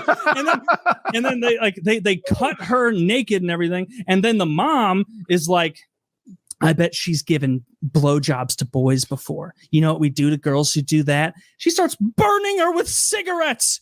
Just burning her with cigarettes. The girl is like screaming, crying, everything. And guess what? It amplifies from here. It gets a little more intense. A little burn play, enough. Taylor. I can't believe so they literally go back upstairs. The boys come back down in the middle of the night, and the girl is like chained up, hasn't had water in 2 days. And the boys come back down. It's like a 9, 10, 11, and 12-year-old. They come down and they're like, I want to, mom's going to find out. Mom's going to find out if we touch her. And they're like, shut up. We're going to touch her anyway. And so they like start threatening her chained up, a 14-year-old or 12-year-old being like, I'm going to finger your pussy. It's going to happen. And if you say shit, she's going to know, and she'll come down here and we'll tell her you did this. And I'm watching this like, oh my God, like this is a brutal thing. The mom comes back down the next day, decides that's not intense enough. So they take her down. They tie her to a bed with her hands above her head that way. And the neighborhood girls, the neighborhood boys, and all of her sons and her watch as she like has her sons rape her in order, like raping. And like, it is beyond fucked up. And after she allows her first son to rape, she goes, you can't rape him, second son, because your brother's cum is all in there. That's ridiculous. You're going to go skinny dipping in your brother's scum? Gross. And then, so she decides, well, we need to let men know that she's a whore and no one will want you ever again. And so she heats a bobby pin and writes in burns on the girl's stomach, lower stomach. It doesn't even say whore. Whore's only 5 letters.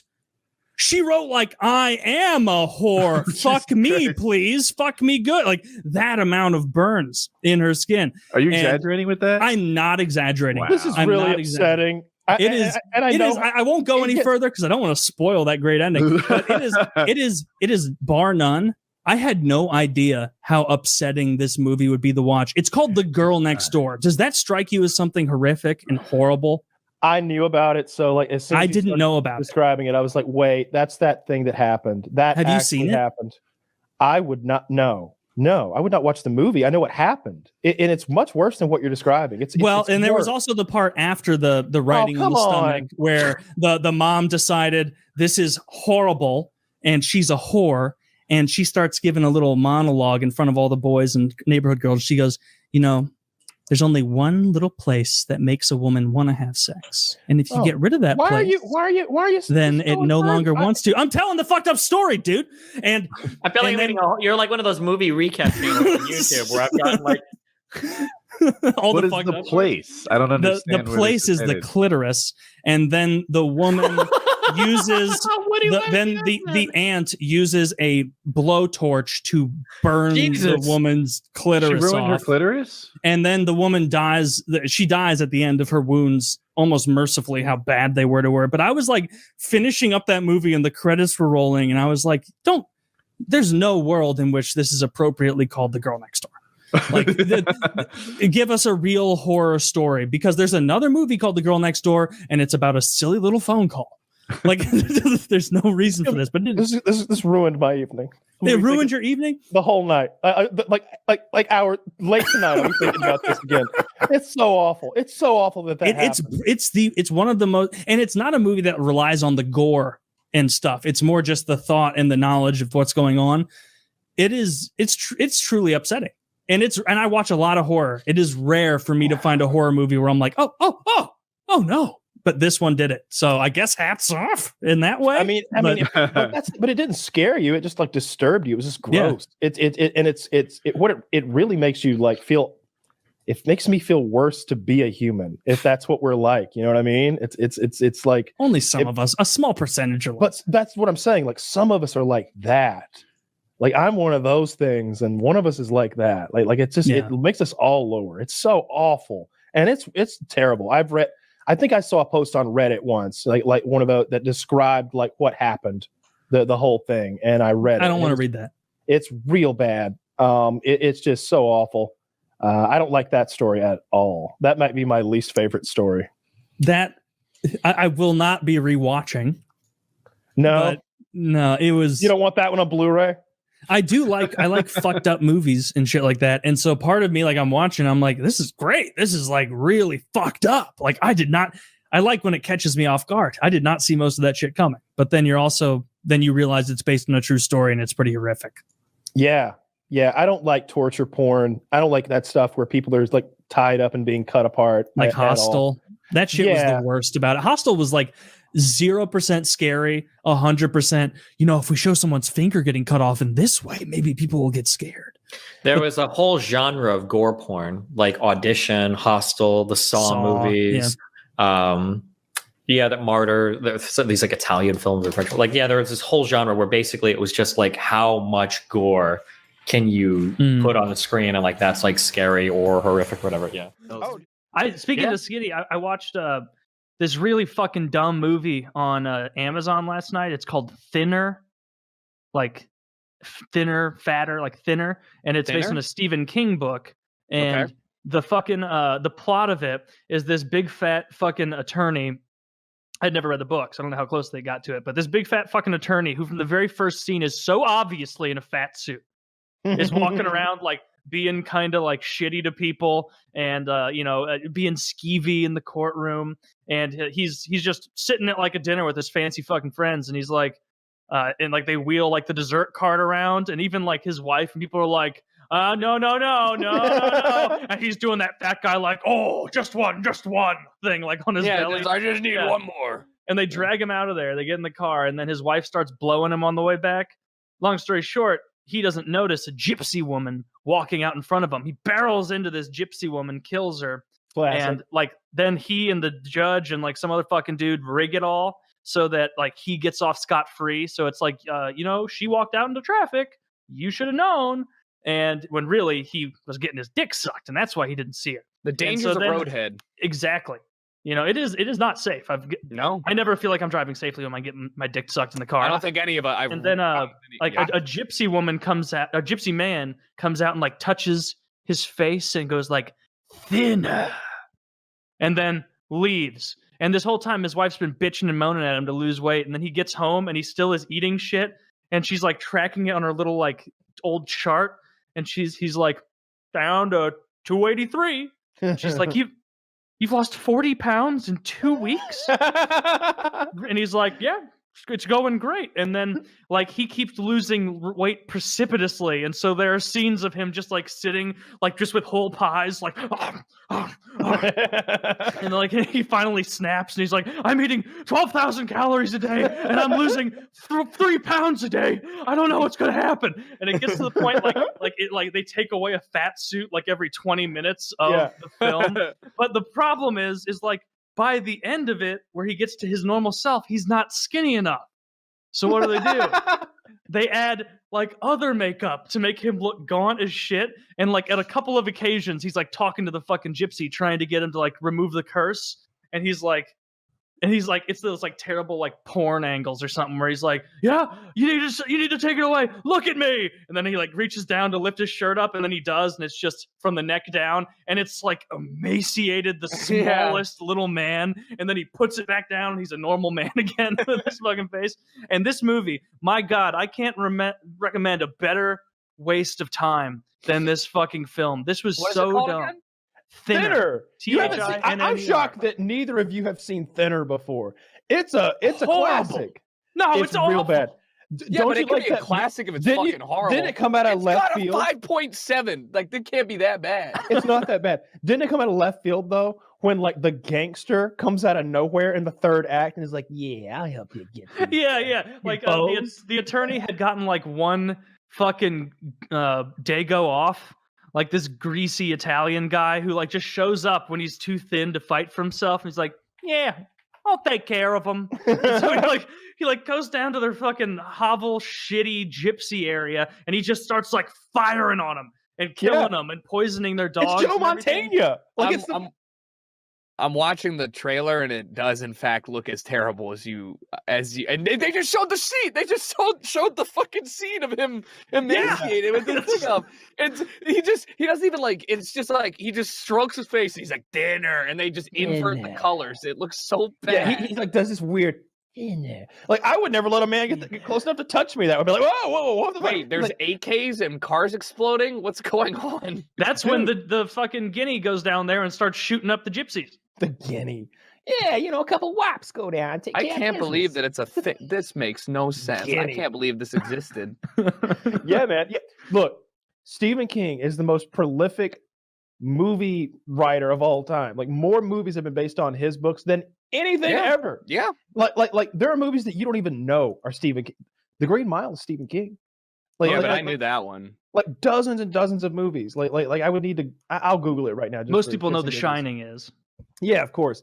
Stephen. What else did he do? Movies. Oh, that the one on Netflix, Gerald's Game that came out. Here we go. Pet Sematary, It, The Shining, The Shawshank Redemption, The Green Mile, The Mist, Misery, The Dark Tower, Stand By Me, It, 1922, Gerald's Game, 1408, Carrie, Cujo, Christine, Children of the Corn, Thinner, The Dead Zone, Maximum Overdrive, Salem's Lot, Creepshow, Cell, Secret Window. It keeps going. Like there's. I know a lot of those, but there are some ones that there's 4 more pages. Wow. Yeah, there's some that I don't know. My favorite one that I've seen is Shawshank Redemption, probably number 1, but Misery, real fucking good. Kathy Bates is fantastic in that. Yeah. Yes, she is. Yeah, she's a really good actress. Even I didn't care for what's that wine Sideways. That Sideways. Paul Giamatti with Paul Giamatti. No. I was saying I didn't like the scene when Paul Giamatti gets in the hot tub and then naked Kathy Bates gets in the hot tub because she looks like melting ice cream. Is that the same movie? You might be conflating that. Maybe I am. I think it's a different movie. Sideways is the one where they go to wine country and Paul Giamatti is with his buddy who just got out of a relationship and they meet up with that Margaret Chow chick or something like that. I don't know. The Asian actress number 2, the one with the flat face from Grey's Anatomy. They all have that. And you know, he hooks up with her and they're in wine country or whatever. And actually, I think both of those chicks were from Grey's Anatomy. In any case, I like Sideways. I think it's very well acted. I'm a big fan. But I think the Kathy Bates getting naked scene was a different movie. Huh. I mean, I knew he did a lot, but I'm wondering. Oh, it's from About Schmidt. Yeah. Yep. About Schmidt. Yeah. I'm wondering how much you get like royalty wise back from like a movie like Thinner, right? Because it is based on your stuff. So I mean, I know it's negotiable, but I'm just wondering, like, is Stephen King like, thank God we made Thinner because like I got to buy a new car off of it. Like, what's dude? He's so fucking loaded. He's probably like worth almost $1 billion. Let me see. He's gotten different amounts for the screenplays. I know there was a big to do about the screenplay. 400 million. Yeah, there was a big deal with the screenplay for The Shining because I want to say he had sold it to one person, and then that person sold it to the people who made The Shining, and they went in a completely different direction in a lot of ways. And one of the ways that, oh god damn it, who's the fucking director of The Shining? I can't believe I'm spacing on it. Stanley Kubrick. Yeah, Stanley Kubrick. Like right away in the beginning, like he has the family pass by that wrecked Volkswagen Beetle, and the people are dead in it. And he's saying, right, and in the book, the family's driving that Volkswagen Beetle to the resort. So it's his way of being like, in the first 5 minutes, being like, yeah, we're not doing that story. Yeah, we're doing our own thing here. I mean, they did a good job with it. Of course, that movie is fantastic. Yeah, it's definitely top 5 of my favorite movies of all time. The Shining with fucking Jack Nicholson. It's incredible. I mean, like, that is. We were doing that scene earlier. That's the scene we were like, yeah, it's iconic. Get away! He's swinging that bat. I read a weird arbitrary thing that from like there's a subreddit that's like movie details that has like really, really cool things that they actually had to replace the door that they originally had, which was a door that was weaker, with a real door because Jack was a firefighter. So when he was swinging the axe to break the door down, it was just like butter to him. So they had to just give him a real fucking door and be like, all right, well, have at it, buddy. Did you see like how before that it was like he's hyping himself up as he's going like, as he goes, here's Johnny. Like imagine just being like, all right, you ready? Yeah, I'm ready to go. He's like jumping up and down like a little leprechaun, stomping and moving. He's like moving the axe, and the people are like, "Geez, that's a real axe, Jack. Come on!" They're like trying to get out of his way as he like flails around with his fucking axe and pumps himself up. Like, yeah, it's fucking gold. I love that shit. Little kid, red rum, and then the black caretaker.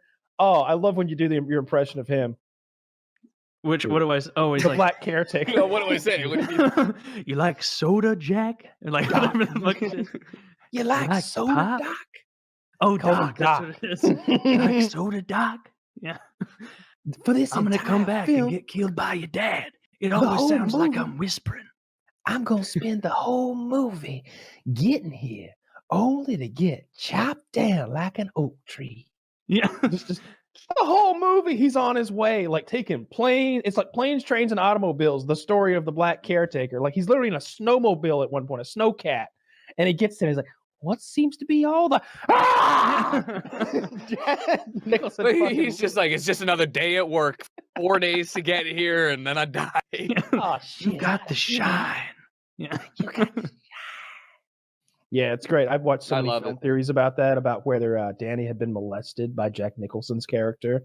That's yeah. I've watched hours of bullshit, like film theories, fan theories. I watched that documentary about The Shining, like all that shit. I love it. Yeah. Wow. All work and no hole makes me a horny boy. Adrian should have been giving Jack some pussy, and maybe he wouldn't have snapped. Well, she certainly wasn't giving him blowjobs with those Tyrannosaurus Rex teeth. Jesus Christ. They're awful. She does have some chompers. Man, she bothered me more than Jack. Even when he was trying to murder her. Like, she was so fucking annoying. Go away. I love that scene. Go away. Yeah, she does have some fucking chompers on him. Like going back to the theories that he's like perhaps homosexual as well as a pedophile, and that he done something to his son, is when Jack Nicholson first gets there, when he's like applying for the job and he's sitting in the lobby, and the facility's kind of busy. There's like people milling around. They're all leaving because it's the season's over. Mm-hmm. He's got a Playboy magazine there that he's kind of rifling through. There's a lot of He likes the articles. There's really good writing in there. Kubrick would sneak a little stuff like that into his movies. It's bizarre. I wonder if it was just like a game. Like, how gay can I make my characters without anybody noticing? Like, can I just like really shoehorn some gayness in there? What was that? What was his line in that scene where he's sitting at the bar, with the fake fucking bartender? Yeah. Who comes up? Like, what does he say to him? It's like, hair of the something. Hair of the dog that bit you. Something or like that. What do we say? Lloyd. Like, whatever. I don't remember any of that movie. I need to watch it again. It always like takes me by surprise when Lloyd takes him in Lloyd and Nicholson in the bathroom, and he's like, "Do you know the bartender's British? Do you know that your son is bringing in a third party?" What? A third party? That's right. He's bringing in a that's right, a caretaker. I didn't know anything about that. It's just like, I was like, whoa, that hard R just slapped me in the face. I was not prepared for that. They're just the new Pet Cemetery, and I mean, it's not good, but my memory of it was like being horrified when I was like probably 8 or 9 watching the original one, and like having trouble going to bed that night after seeing that kid get clobbered by the cemetery. Oh, like brutal. It's because like that, I think that was probably the first movie in my life where a child died like that. Yeah. Like my little like heuristic 8-year-old mind was like, oh no, child safe. And then not only is the child not safe, then the child comes back as an absolute ghoul who wants to murder and kill, and then you quickly lose empathy for the child because I don't need children to be safe. I'm fine with killing children. I liked Hunger Games as much as the next guy, but the dog should be safe. I don't like to see them die. Yeah, little Gage, the little kid Gage from Pet Cemetery, and he was in Kindergarten Cop. So it's like you see him as this horrific little kid cutting people's Achilles tendons on their ankle, and then he's just an adorable little kid in Kindergarten Cop. So yeah. I remember taking like cook the out of it. I remember taking like unrealistically big swoops with my legs to get off the bed for like a few days after having seen that because of the just that was right a terrible scene. It was. Yeah, there's some scenes that just like oh shit, that one will stick with you. Mm-hmm. The new It, that wasn't very good. It didn't impress me. The old It is better, and the old It also isn't a very good movie. It's awful. You mean like the TV miniseries? There isn't a 2. I haven't seen it though. Well, you know, it's all the same story, right? I know. I'm saying, but they split it into 2. I stopped after the first one. Yeah, I read the book in prison. It was really, really weird because you get to that underage orgy. Oh god, yeah. More of a train that they run, really. And that comes out of nowhere. It doesn't have anything to do with the plot. Like if you really found only out want to read that part of the book. It's the only part I'm curious about. I mean, it's only like 2 pages. I'll have to Google it. Yeah, but who was Stephen the editor King's for a that? Weirdo. He is a weirdo. Like he's that a book weird is fuck. That book is 1,200 pages long, and the editor wasn't like, Stephen, can we lose the child sex scene? It doesn't have anything to do with the no. We like if something creepy came out about Stephen King in real life, no one would be surprised. Fucker good. Yeah, Jesus Christ. No one would be shocked if something creepy came out about Stephen King. Like the groundwork is set. There's like a lot of his books have just needless, really weird, gross sex stuff. But then again, so does this show. So bad. His movies are so fucking bad that he has anything to do with it. People just buy like the script or buy the book and then have a screenwriter take care of it. Like Shawshank is a brilliant movie. Yeah. Not many people even know that's Stephen King. But when he does something and he's involved and he thinks he's going to do his Hitchcock cameo in there and everything, it's so embarrassing, everything he's done that he's involved with. Was he involved with The Shining at all, or is that why The Shining's so good? He's not involved. No, not at all. Except for the one he remade to, because he hated the one Kubrick did. So he was going to do a better job. He hated the one Kubrick did? Of course he did. Yeah. The one Kubrick did is meant to be a slap in the face to King. Yeah. Well, I just thought it was a great movie. And he's like, Yeah, Jack King Nicholson, Stanley Kubrick, fuck that. I'm getting the guy from Wings. And, and it was like one of the women from like Full House or something. I don't remember like what the rest of the casting was, but it was like this made for TV casting. Wasn't she the girl from Risky Business, the blonde prostitute girl? It could have been. I've only seen it once. That's the one where instead of an axe, they use a croquet mallet, right? Yeah, and the hotel isn't like the friggin' Overlook Hotel in Kubrick's movie was amazingly scary. This one's like, what is this, a Motel 6? Like it's all done on the budge, on the cheap, and it looked every bit of it. You mentioned Risky really Business. I wonder if Tom Cruise would have even been a star if he refused to do the underwear dance. Because that movie, like that was the best part of the movie, right? It was the Put him over. Thing. The parents leave the house, and this is his misbehaving. I've never seen that. He might have never become Tom Cruise if he didn't do the underwear dance. It did put him over. Yeah, that movie was like huge. And Scientology, of course, put him over. Yeah, I like that he does his own stunts. Yeah. I've been watching a show today with a neat premise. I wouldn't be surprised if Kyle saw it. Do you guys know Brightburn?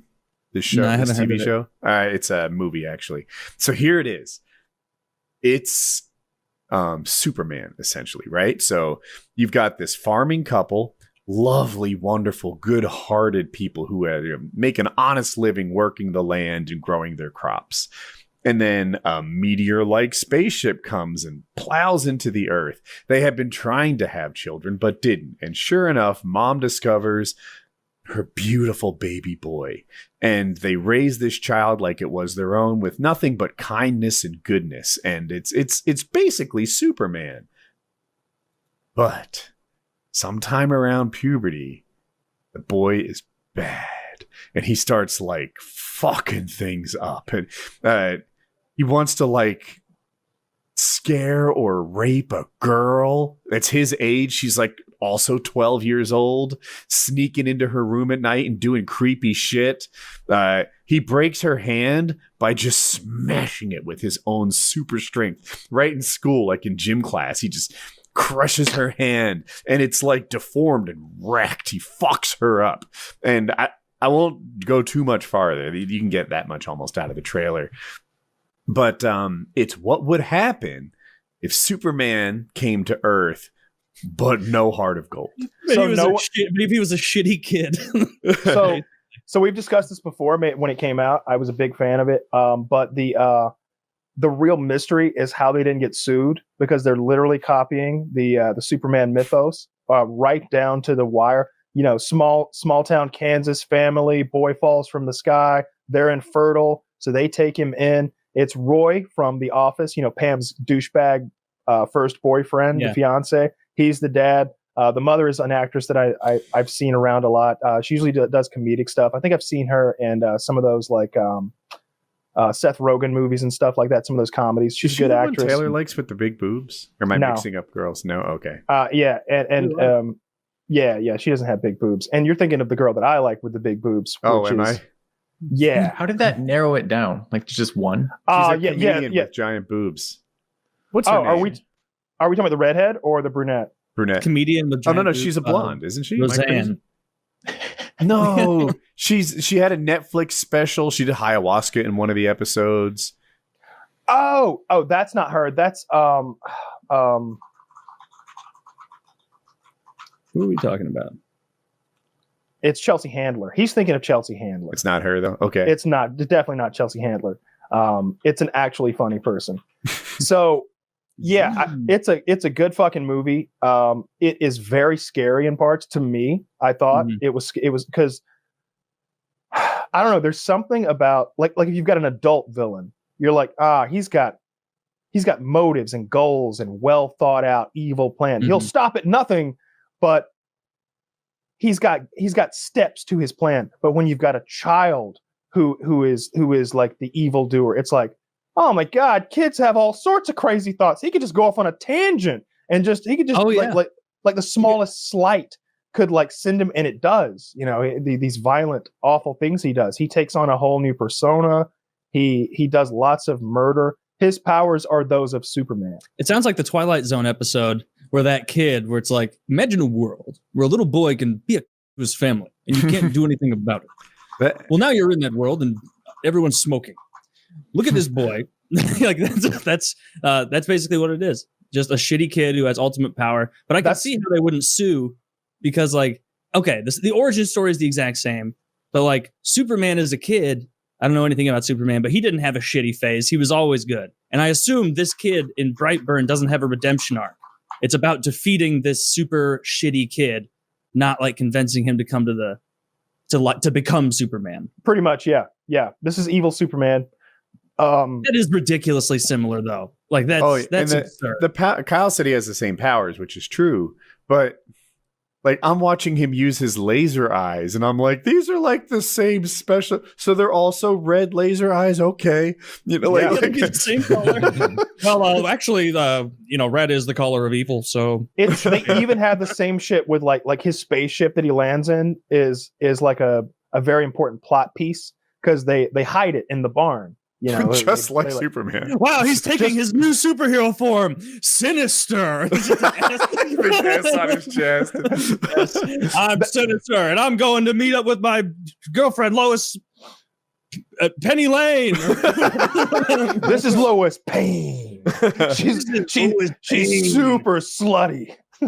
She's like dumb, even bigger tits and a whore. Yeah, and she's evil too. It's a good popcorn movie. It's I think maybe 90 minutes long, 95 minutes long. It's not some big long ass thing that you really sympathize with the parents. I personally was like neck and neck with the dad with decision processes. I was just like, me and this guy are on the same wavelength. That wife of his though, she needs a talking to, and they better drive way off to do the talking because Junior's got super hearing. Did he have was the wife being an enabler? Was the wife enabling his behavior? The wife was an enabler. She was an apologist. Is what she was. She was he's going through a phase, and this. Well, and that. What happens after he kills his father eventually? I mean, I don't want to spoil the movie too much, but I mean, like, I'm obviously he kills his father, right? I don't want to spoil the movie and confirm or deny whether or not he kills anyone in his family, but he does kill other people, and he goes on several rampages, and it's genuinely frightening is a strong word. You know, I'm a grown man. It's rare that I'm actually in my home and frightened. Jump scares always get me, but I don't think of that as horror. I think of that as like a cheap surprise. Like I was watching Red Letter Media the other day, my favorite YouTube channel of all time. And they were talking about jump scares and how they're just these cheap bullshit nonsense. And they showed like a really quiet clip for a few minutes, and I'm just staring at it like they were like shitting on The Conjuring or something like that. And then all of a sudden they pop up the face of Bagul from Insidious and like play that sound that's just like and I'm it's 4 a.m. here. I'm sitting up in bed and I screamed out loud. It scared me so I was like literally fucking I was just and my heart's racing and I'm like, this is the most afraid I've been in a year. And I was in prison. I haven't been this like surprised, frightened, shocked, whatever you want to call it, since I was threatened with rape in prison. Right? Like this is scary as fuck. I don't know if scary is the right word, but I was surprised by it. It was really scary. They are effective on me. This has a few little jump scares, but it's more about the mood and the visuals because the kid wears a mask that he makes. He's not good and at obviously sewing. You can't tell the kid to take the mask off because he's Superman. Or no, he's not Superman. He only wears the mask when he's out doing evil. And you'll just sort of like a character will be like, flying boy is that? A character will be like washing dishes and like over their shoulder, you'll see like him hovering, wearing this like, it looks a bit like Darth Maul or something. It's like red and black and all jagged. And it's genuinely creepy. Good movie. I can't remember the director, but it's someone we all know. I don't want to say Zack Snyder or maybe it was produced by the guy who ruined Star Trek. I don't remember exactly who made it, but it's a good movie. It's low budget, but you can't tell. Like modern special effects, when used sparingly, are both really affordable. James Gunn, I think the producer. James Gunn, that's the guy. That's the guy. Yeah. So yeah, I would highly recommend that movie. That's interesting. I'll give that a watch. Yeah. It's an hour. So I'm hoping for a sequel because I get invested when they build a universe. Kyle says no. Interesting. Won't happen. Oh, that's what you're saying. So I kind of want to know what happens next. I kind of want to know, like, all right. Oh, and I want the same actor. So the actor that played this guy was like 12, right? So next time, 17 years old, kind of awkward, some pimples, an imperfect person. Let's see what he's up to, right? Like, let's see. Rape. Just murder, rape all the time. Just killing people with his super cock and blowing loads through the top of their skulls. Oh yeah, I mean, all right, put it on Pornhub. So, hey, I wanted to talk about the Babadook because you said it wasn't scary, and I didn't finish it. I'm still 50 minutes in. What is the Babadook? Is that the film? It's a film, yeah. That film's dreadful. Is it on Netflix or on? It's on Netflix.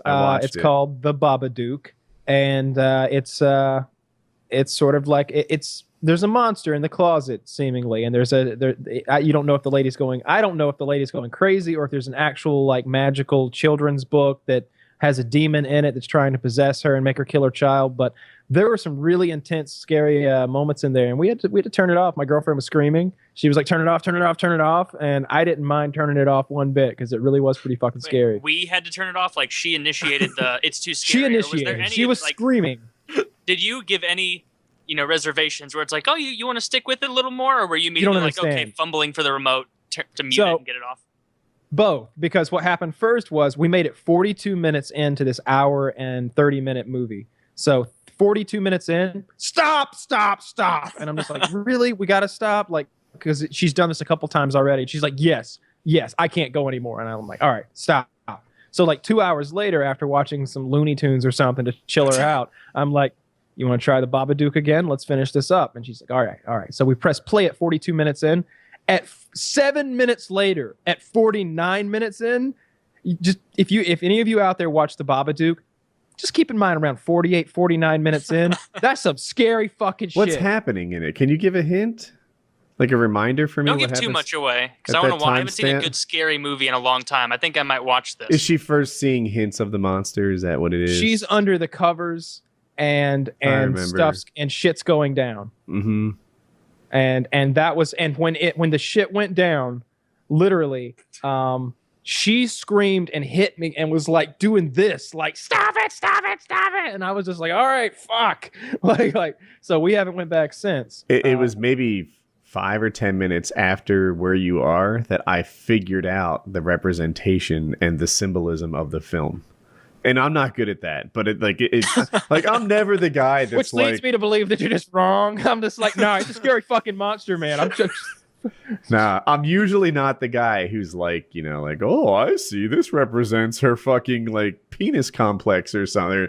But in this case, I was like, I get it. The Babadook is that, and yeah, now this whole thing makes sense. It appears the little girl is a bit afraid of this Babadook. Yeah, I'll have to watch. So is it an actual quality scary movie where there's suspense and it's not just like boom, boom, boom popping out at you? Because I don't get riled up by that. I don't like that. It's not. It's scary. different than that. I felt like the jump scares to me were unrelenting. It wasn't like, you were scared, weren't you? Yeah, but it was just a cat. Meow. No, it's not that. It's like,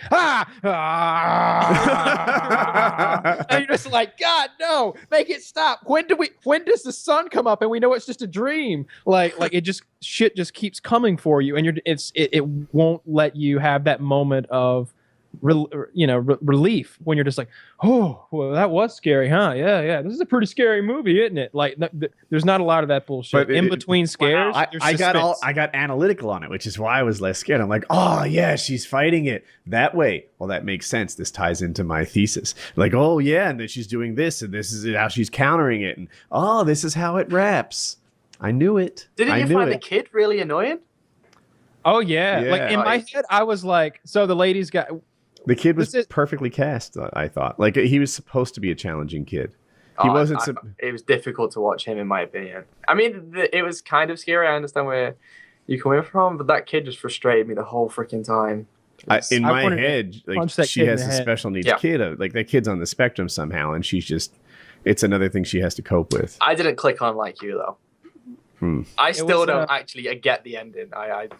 Well, let's not spoil it for everyone. Yeah, I won't spoil it. But for those of you out there, you know, I used to pick movies every week for Netflix and like let everybody watching. But like, I'll say the Babadook. I mean, the ending may change my mind, but I'm 49, 50 minutes in, somewhere in there, 48, 49 minutes in, and it's quite horrifying right now.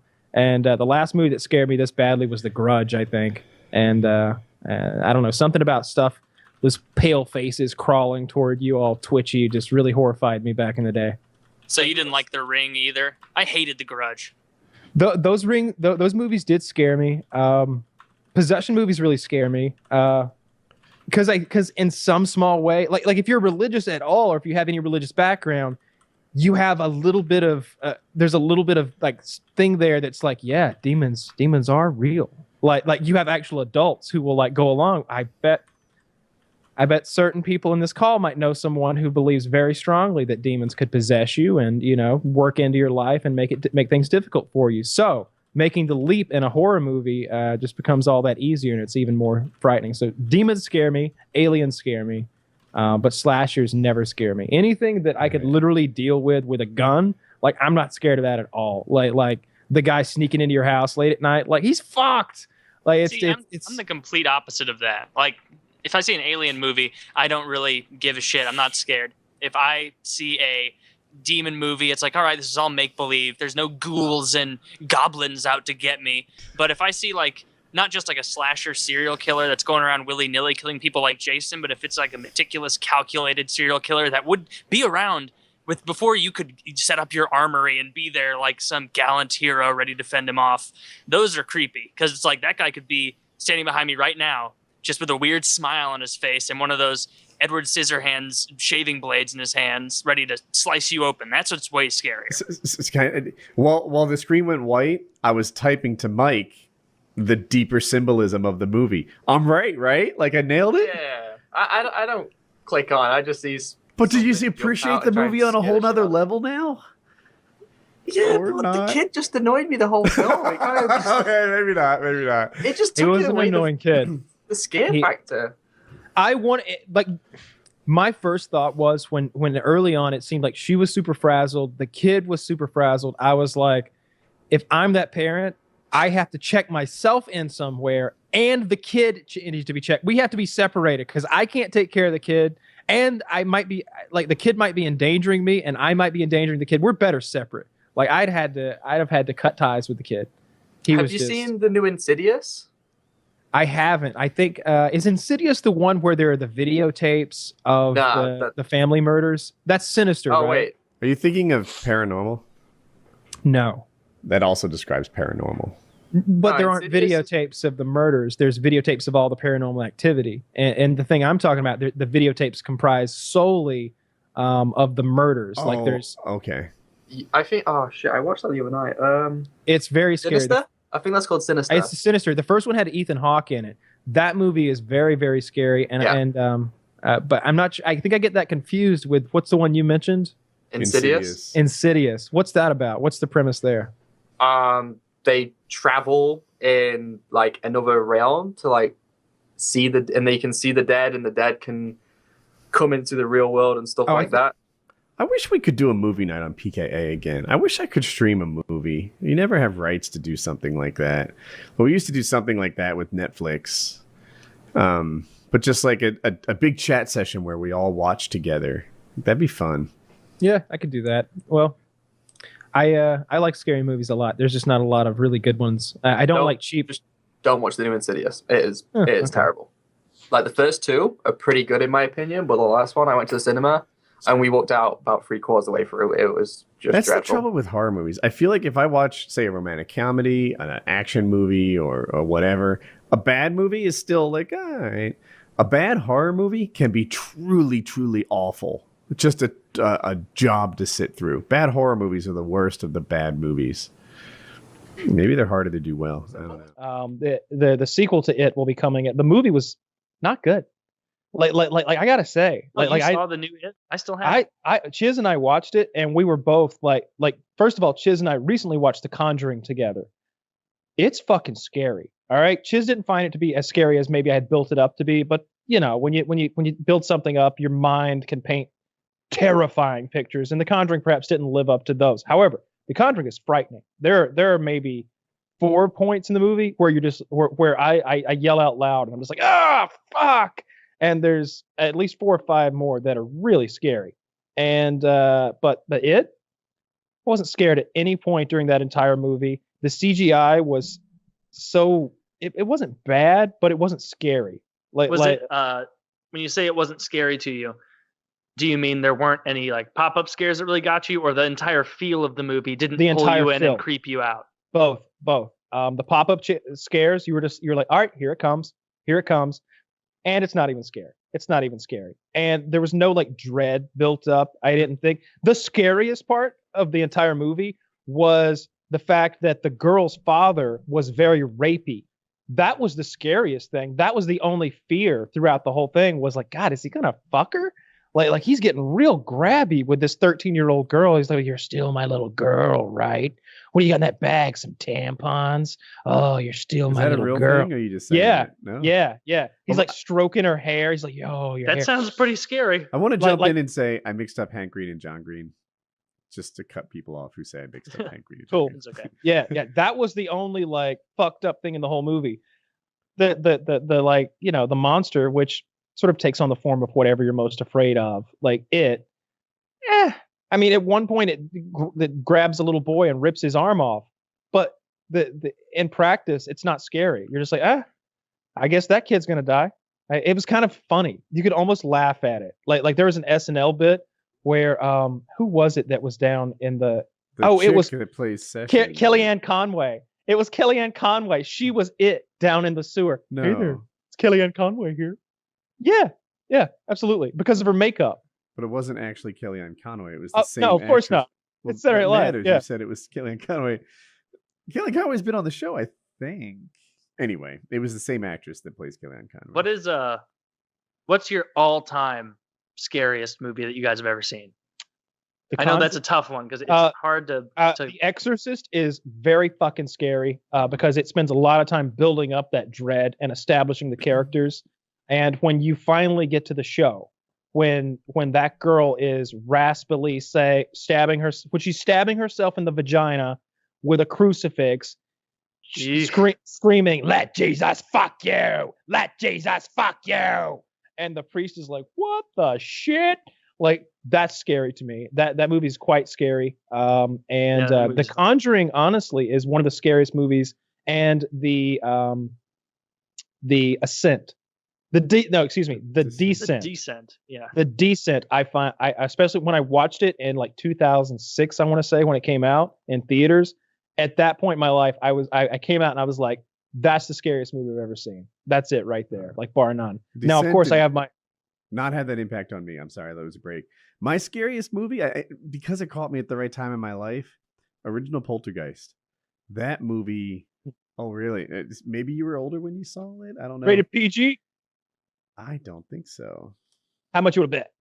$5. Done. All right, PayPal bet. You just lost. That movie was rated PG. I don't even have to check. Yeah. Check. You were so confident, but every so often I'm right on these, but not this time.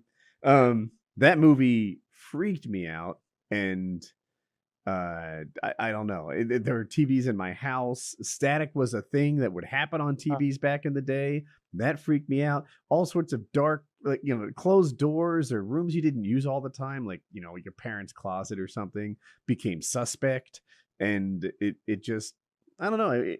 It was the right kind of scary for where I was. Have you seen the Paranormal Activity movies? Oh yeah. Yes. I saw the first one in theaters. They're pretty good, but they are excellent. So the first one, they made it, and then who's the director? Maybe Spielberg. So they made this movie for like a super low budget. Let's call it $250,000, $500,000, something like that. Maybe $1 million, but whatever. And I want to say Spielberg saw it, and he was like, "You got the framework for an incredible movie here. Here's an extra like $1 million. we're gonna beef this up and like we're gonna make this a blockbuster, and that's what happened, if I remember correctly. And it made a ton of money, like 125, 150 million on like $1.25 million budget, something like that. That's a very scary movie. The first one especially. There's a part where they keep hearing something up in the attic, and the husband goes up that attic ladder to check it out, and there's no music. In fact, it's silence. Like you can almost hear white noise. It's so quiet. And he's like looking up there, and the camera pans really slowly. So you want to be like, huh, like left, right, check the whole attic in a fraction of a second, like we probably would, like, but he's just like slowly looking. So at any moment you expect something to grab him, and then he's like, what's this here? And it's a picture of the little girl of his wife, his girlfriend or whatever, when she was a little girl at like her old house, and it's burnt. And the thing was that her old house was burnt down. So and he's like, how could this even be here? And then like 6 seconds later, the monster, the invisible monster, grabs her and starts dragging her screaming down the hallway. That one really scared me pretty badly. And of course, my own personal predilections to aliens mean that Fire in the Sky and The Fourth Kind absolutely horrify me. Not in that order, though. The Fourth Kind is scarier than Fire in the Sky. If you want a really, truly terrifying movie, The Fourth Kind fucked me up. I had to watch it. I haven't even heard of that one. So, you ever see that movie Close Encounters of the Third Kind? Long time ago. That's when you make contact with an alien. When you visually see one like over there. There he is. The Fourth Kind is when they take you. It's got Mila Jovovich in it. And I want to say she's like a therapist or a psychologist or something like that. And she's treating all of these various town folk who have this same nightmare about the owl. Super hot. Mila Jovovich is the chick from Resident Evil. She's very attractive, I think. She's got sort of a haircut down to here, very skinny, very flat chested, but very pretty. That's a real scary movie. Let me do this. If we're finishing up on the scary story thing, or not scary story, scary movie, like don't let my answer be poisoned by the subsequent movies in this series, but the original Saw really creeped me the fuck out. That's a good one. The first one, where it was super low budget and it was just focusing. That's still a great movie. You can put yourself in there, and what decisions would you make? These people have very hard decisions to make. And I'll it's tell you not over the top with like a retarded twist. Like it's got a good, pretty believable twist. Like I like it. See, the thing is, I feel like with enough time, you could saw through that chain. Like the whole movie, he's like, the whole movie, he spends so much time like talking to the other guy and like not even bothering with the saw anymore. And he was like, oh, the saw's broke. Well, you hold the blade. Maybe you take your sock off and wrap it around the blade, make yourself a little handle, and you slowly saw the fucking chain off, bro. The metal on the saw is gonna wear all the way through before you get through that chain. Like I got experience with chain. this. Like I've sawn through. Do you think that he gave them whatever quality or gauge steel, like saw or whatever, to get through it, or do you think if he's gone through that much effort to orchestrate this plan that he would have given them something that he knows isn't going to succeed? I don't know that they make a saw blade low grade enough that it won't do the job. But they make a chain high grade enough that it can't be cut with a hacksaw. That is possible, I suppose. But I suppose it's not a hard and fast rule, but usually they're like brassy and yellowy in color, and it wasn't. So it would imply that you could cut it with that saw. Yeah, and with enough time, you'd make some headway, I think. You know, like he should. The whole movie should have been like, as they're having conversations, he's still over there like, you're still not getting anywhere. But I don't think I can't saw my fucking foot off, because look, think ahead, Carrie. You're gonna die. As soon as you get that foot, you think you're gonna sprint, you're gonna hop to like go rescue your family member. Like no, that's not gonna work. Yeah, you're in a very tough spot. Yeah, but that's why I liked it. It put you in a tough, seemingly impossible spot, and it was really fucked. And they were pretty oblivious or ignorant as to why it was happening at first. I don't know. It just seemed like something. It was easy to empathize with the initial part of it, where you're like, oh, fuck, this appears to just be two guys plucked off the street who are thrown together. And this could have just easily been me or you or someone else. I'm almost afraid to admit it now. And much like Taylor's don't let the subsequent stuff ruin it for you, the end of, is it season 6 when we met Negan of Walking Dead? Was as powerful to me as like. So people don't know. Basically, they're in this RV. They're trying to take a pregnant woman to see a doctor, and Negan and his crew keep blocking the road. And everywhere, they just like, oh my God, let's turn it around. We can't deal with these guys. And then they get blocked somewhere else. But the blocking force is even bigger. And then it's even bigger. And it's like, do we fight them? There's 5 of us and 15 of them. But if this continues, there's just going to be 30 at the next roadblock and 70 at the roadblock after that. I wish we had fought them back when it was fair. And you're just like, well, you can't turn back. Like, they were in such a terrible spot. And I don't know, the lighting and the production and the whole thing just worked on me to make it as good as a horror movie. It absolutely was for me as well. When Negan like shows his face and he gets and like the up until this point, the odds were never overwhelming like this. We'd never seen a group of more than like 25 people, and there's just a convoy of these motherfuckers, and their ability to block those roads the way they did. For people who don't know, they sawed down dozens of enormous pine trees and like laid them across. It's clear that like lots of manpower and like material is being used. It's a show of force as much as it is a blockade. And then when they're all on their knees and he's got that bat, I was genuinely afraid, like for the characters. Like I felt a little sick to my stomach. I was full of dread.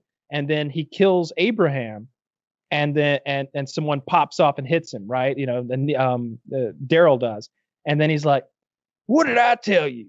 Someone steps that light, I'm gonna shut that shit down." And you're like, "Oh, no, Daryl, what have you done? He's gonna shut that shit down. He already said he would. You forgot? He just said it before he bashed the big guy's brains in." Like, and that was when I reached peak levels of afraid for the crew. And then when he takes Glenn. He kills Glenn, and then he takes Rick for that ride. I was literally sick to my stomach at that point. I was a little nauseous after seeing Glenn's eye pop out of his head, and like as it was as much the eye popping out of his head and Maggie's reaction to it as it was Rick's reaction. He's just shattered. He's all teary-eyed by the end of it, and just completely like I think he's gonna cut his hand off with that hatchet. I didn't know what was gonna happen, and then he like gets Carl's hand out there, and he's gonna make him cut Carl's hand off. I was sick to my stomach. Yeah, that was fucked up. Rick is missing a hand in the comics, so as a guy who's also read the comics, that like oh, here we're gonna sync that up now. You know, we're gonna make this two together. But, So yeah, that was one of the scariest TV moments I'd ever seen. Have you started The Expanse? No, I haven't. I've been playing a lot of video games with online. That's been taken up in the Oh, did you guys watch Dawn of the Dead? Yes. Wait, Dawn of the Dead. What did you think? I liked it. I thought 28 Days Later was better. It is. But I was glad I watched it. I watched the original Dawn of the Dead or the remake from like early 2000s. I've seen the remake. I prefer the original, but the remake's good. Yeah. Yeah, so we talked about this actually. Like we were talking about zombies on PKN, and we were saying like not to say the original is a bad movie, but in the original the zombies aren't chasing you, right? Like in order for it to be scary and for me to feel like, oh man, if I were in that situation, I'd be fucked. It's got to be the new Dawn of the Dead or like 28 Days Later, where they're not only sprinting, but like they're magically faster than me now, as if they need magic to be faster than me. There's some sort of wizardry. We're not built for speed. Everyone else in my party's 30 yards ahead. It's not a tractor beam. Have you seen? Has anybody seen Train to Busan? Yes. That's a really good one. And there's a guy in it that has Taylor's build, and he doesn't do running stuff. He fucking slams and suplexes the goddamn zombies, and I'm dead serious. Boom. That's what I'll be there for. But I guarantee that guy dies. He does. He's really more of a one-on-one zombie attacker. It's more of one of those guys. That always happens in zombie movies where it's like there's hundreds of yards between like the survivors and the zombies. And one guy's like, go! And it's like, no, you can come with us. We got lots of time. Get out of here. I'm not gonna tell you again. That's exactly how he dies, actually. He's like fucking bear hugging like 10 zombies. He's like, just go, man. I'm good. I got this. One of my favorite parts like, let's go. In almost any zombie movie is the happy moment. You know, when they discover that they're all rich and they can drive any car they want, and in what the hell was Zombieland? Right? Well, they do that in that, but in what was it? Dawn of the Dead? Is that what it was? Yeah, that's the one you just watched. There's a point in there where like the guy becomes a cross dresser, the woman fucks the other one. Both of them are like, I don't know, just they have some meaningless sex and they're down for it. It's fine. And I think they just realize like, oh, we own everything in this mall right now. We're temporarily happy and rich. This is great. Imagine that in 2020, though. It's like, we're stuck in a mall. All right, there's a half-empty Hot Topic and no food court. There's a Wetzel's Pretzels, but I'm pretty sure they're out. There would be nothing. Well, you could rob a Macy's, and then hang out by a defunct penny fountain. Would be the entirety of the mall. Hopefully, they destroy all the malls and replace those giant areas with parks. Dude, you know what's actually going to happen? Going to become Amazon distribution centers. What if they turned those malls into like giant airsoft or paintball fields? Like that's such a good idea. That would be fucking amazing. Yeah, like an inside goddamn, 2 or 3 story like fucking like airsoft paintball. Make the escalators those inflatable slides they use to get out of aircraft. Yeah, and have like ropes to climb up. And I want them to be giant gyms, but like obstacle course marine, with walls and rope climbs and shit like that, where you just do one lap through the mall and that's your workout. It should be hard, and someone's chasing you. I mean, it's a whole mall, so you could have some truly epic paintball game. I haven't played paintball since the last time the 3 of us were at the paintball trip, and that was 2012, 2013. Like 7-8 years ago. Oh, you haven't played since? Yeah, I guess. Yeah, I haven't played since. Yeah.